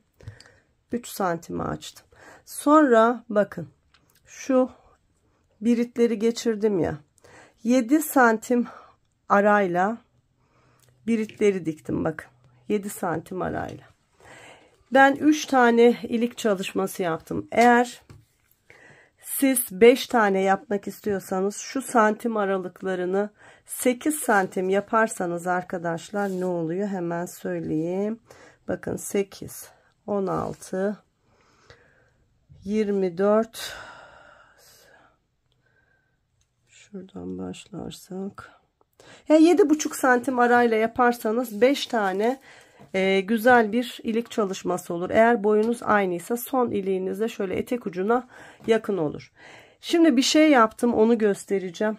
Düğmeleri dikerken yaptım. Bakın normalde içeriye geçirip sıkıştırdığımızda şu birit kısmı havada kalıyor. Bakın küçük bir çalışmayla bunu da böyle sabitledim. Onu da hemen göstereyim, atlamış olmayayım. Arkadaşlar düğmemi dikmiş olduğum bu örgü ipimin aynısıyla zaten düğmeyi de diktik. Bu biritleri de yaptık. Bir düğüm atıyorum. Bakın bu biriti şöyle yatırıyorum. Ve geliyorum. Şu kaydırma yaptığımız 4 zincir var ya. Sadece orayı şöyle yapayım. Bunu böyle düzgünce tuttuktan sonra bakın şu zincir aralarından batarak bu kısmı örgüye sabitlemiş oluyorum, dikmiş oluyorum. O zaman bakın çok düzgün duruyor. Görüyor musunuz? Siz de aynı şekilde yapın. Düğmelerinizi diktikten sonra ipiniz zaten aynı. Bu şekilde sabitleyin. Düğümledim ve kestim. Düğmelerimi de yine aynı şekilde santimle tam karşılığı olabilecek şekilde. Bir de şuradaki mesafeyi söyleyeyim, bakın. Şurası 3 santim. Yani şu kenardan 3 santim içeriden batıyorum. Hatta şöyle de kontrol edebilirsiniz. Bakın. Tam örgü ucuna geliyor. Bitmiş hali. Bakın hep aynı. Tam yerine. Öyle de ayarlayabilirsiniz. Dediğim gibi ben 3 tane düğme çalıştım. Bana sorarsanız çok güzel oldu. Yani hep ördükçe ilerledim. Şunu yapsam nasıl olur dedim. Yani bir nevi tasarım olmuş oldu arkadaşlar. Çok da güzel oldu. Şu kulak kısmımız da çok güzel oldu. Şimdi kameramı ayarlayayım. Şöyle bütün halini bir göstereyim size. Ve ölçü vereyim. Bayağı büyük bir çalışma oldu. Yine rahat 3, 4 belki 5 yaşın giyebileceği bir çalışma oldu. Ve arkadaşlar ipimden de bakın 4. yumaktan bu kadar arttı. Yani 4 yumak ipte kullanmış olduk. Evet arkadaşlar ancak bu kadar yerleştirebiliyorum. Şöyle yaparsam sağını solunu da görebileceksiniz. Arkadaşlar enimiz, boyumuz, kapşonumuz Her şeyle çok güzel bir çalışma oldu. Şu kulakların kenar beyazları da çok yakıştı. Ben çok yakıştırdım. Arka kısmımızda yine aynı. Bakın. Kol çalışmamız. Yine kol kalıbımız her şeyle çok güzel oldu. Şu pompon da çok yakıştı. Hatta şöyle yapınca bakın ne kadar güzel görünüyor. Harika olmuş oldu. Bak. Evet, şimdi son olarak size ölçü vereyim. Ne dedik? 3, 4 belki 5 yaşın giyilebileceği büyüklükte dedik. Arkadaşlar şu boyu biraz uzatarak daha da uzun bir çalışma yapabilirsiniz. Çünkü enimiz oldukça müsait. Onu hemen söyleyeyim. Eğer o şekilde uzatırsanız biraz daha uzun yani biraz daha uzun süre giyinebilir. Şimdi bakın şurada tam omuz hizasından etek ucuna kadar uzunluğum şöyle esnetmeden 40 santim arkadaşlar. Esnetirsek bu uzuyor biliyorsunuz. 1-2 santim daha uzar. Bakın tutunca hemen 2 santim fark etti. Fakat esnetmeden ben ölçü vermeye gayret ediyorum. Enimiz kol altından kol altına hemen söyleyeyim. Şöyle tuttuğumda bakın 36 santimde enimiz var. Yani enimiz geniş arkadaşlar. Birkaç santim daha uzun örebilirsiniz. Eğer uzun örmek istiyorsanız bizim kol altı ne kadar olan uzunluğumuz 23 santim. Siz bunu 25-26 santim yani 2-3 santim daha uzatabilirsiniz. Örerken aklınızda olsun. Kolumuzun uzunluğu gayet iyi. O da kol altından itibaren tam 25 santim. Şu tam bilek hizasında ki genişliğimiz 8 santim. Omuzdan itibaren kol altına kadar olan genişliğimde 14 santim arkadaşlar. Kapşonumuz kocaman oldu zaten. Şöyle ikiye bakın katlanmış haliyle ölçtüğümde şu bağcıklı olan bölüm 24 santim şöyle katlanmış haliyle. Tepeye noktasına kadar yüksekliğim 22 santim arkadaşlar. Şöyle arkadan da ölçeyim. Şöyle tuttuğumda da buradan ilmek alarak devam etmiştik. Yani ense kısmına kadar da 21 santim enimiz var. Kapşondan boya kadar olan uzunluğu ölçersem arkadaşlar tam 60 santim uzunluğum var. Yani dediğim gibi büyük bir çalışma oldu ve çok da güzel oldu. 4 yumakla böyle harika bir çocuk paltosu ördük. Aslında buna benzer benim oğlumun hazır bir böyle montu vardı. Tabi böyle süslü filan değildi ama bu polar malzemeden hazır olarak dikilme bir montu vardı ve ben çok seviyordum. Şimdi görünce ona benzettim. Çok güzel bir çalışma oldu. Biraz daha süslemek isterseniz arkadaşlar şurada yaptığımız çalışmaları yani göz, burun, ağız şu iki tarafa da yapabilirsiniz ama bence hiç gerek yok. Bir şey ne kadar sadeyse o kadar güzel. Zaten bunun kapşonu, şu bağcığının beyaz olması da çok yakıştı. Ve düğme kısımlarımız yani her şeyle çok güzel oldu. Zaten bu arkadaki pomponumuza ben bayıldım. Evet, bir anlatımın daha sonuna geldim arkadaşlar. Benimle beraber eğer ördüyseniz özellikle ören arkadaşlarım ördükten sonraki yorumlarınızı hatta örerken de tecrübe ettiğiniz şeyleri yazabilirsiniz. Daha küçük veya da daha büyük yaşlarda ören arkadaşlar örüp bitirip güzel sonuçlar aldıysanız yaş çok soruluyor bana arkadaşlar. İşte 5 yaşa kaç başlayayım, yeni doğana kaç başlayayım gibi. Eğer siz daha küçük ve daha büyük ördüyseniz yani farklı sayılar kullandıysanız sizden ricam örmek isteyen arkadaşlara yardımcı olmak adına ördüğünüz büyüklüğü ve kullandığınız sayıları yazarsanız inanın çok mutlu olurum. Hepinize teşekkür ederim. Beğeni, yorumlarınızı bekliyorum. Her şey gönlünüzce olsun. Hoşça kalın.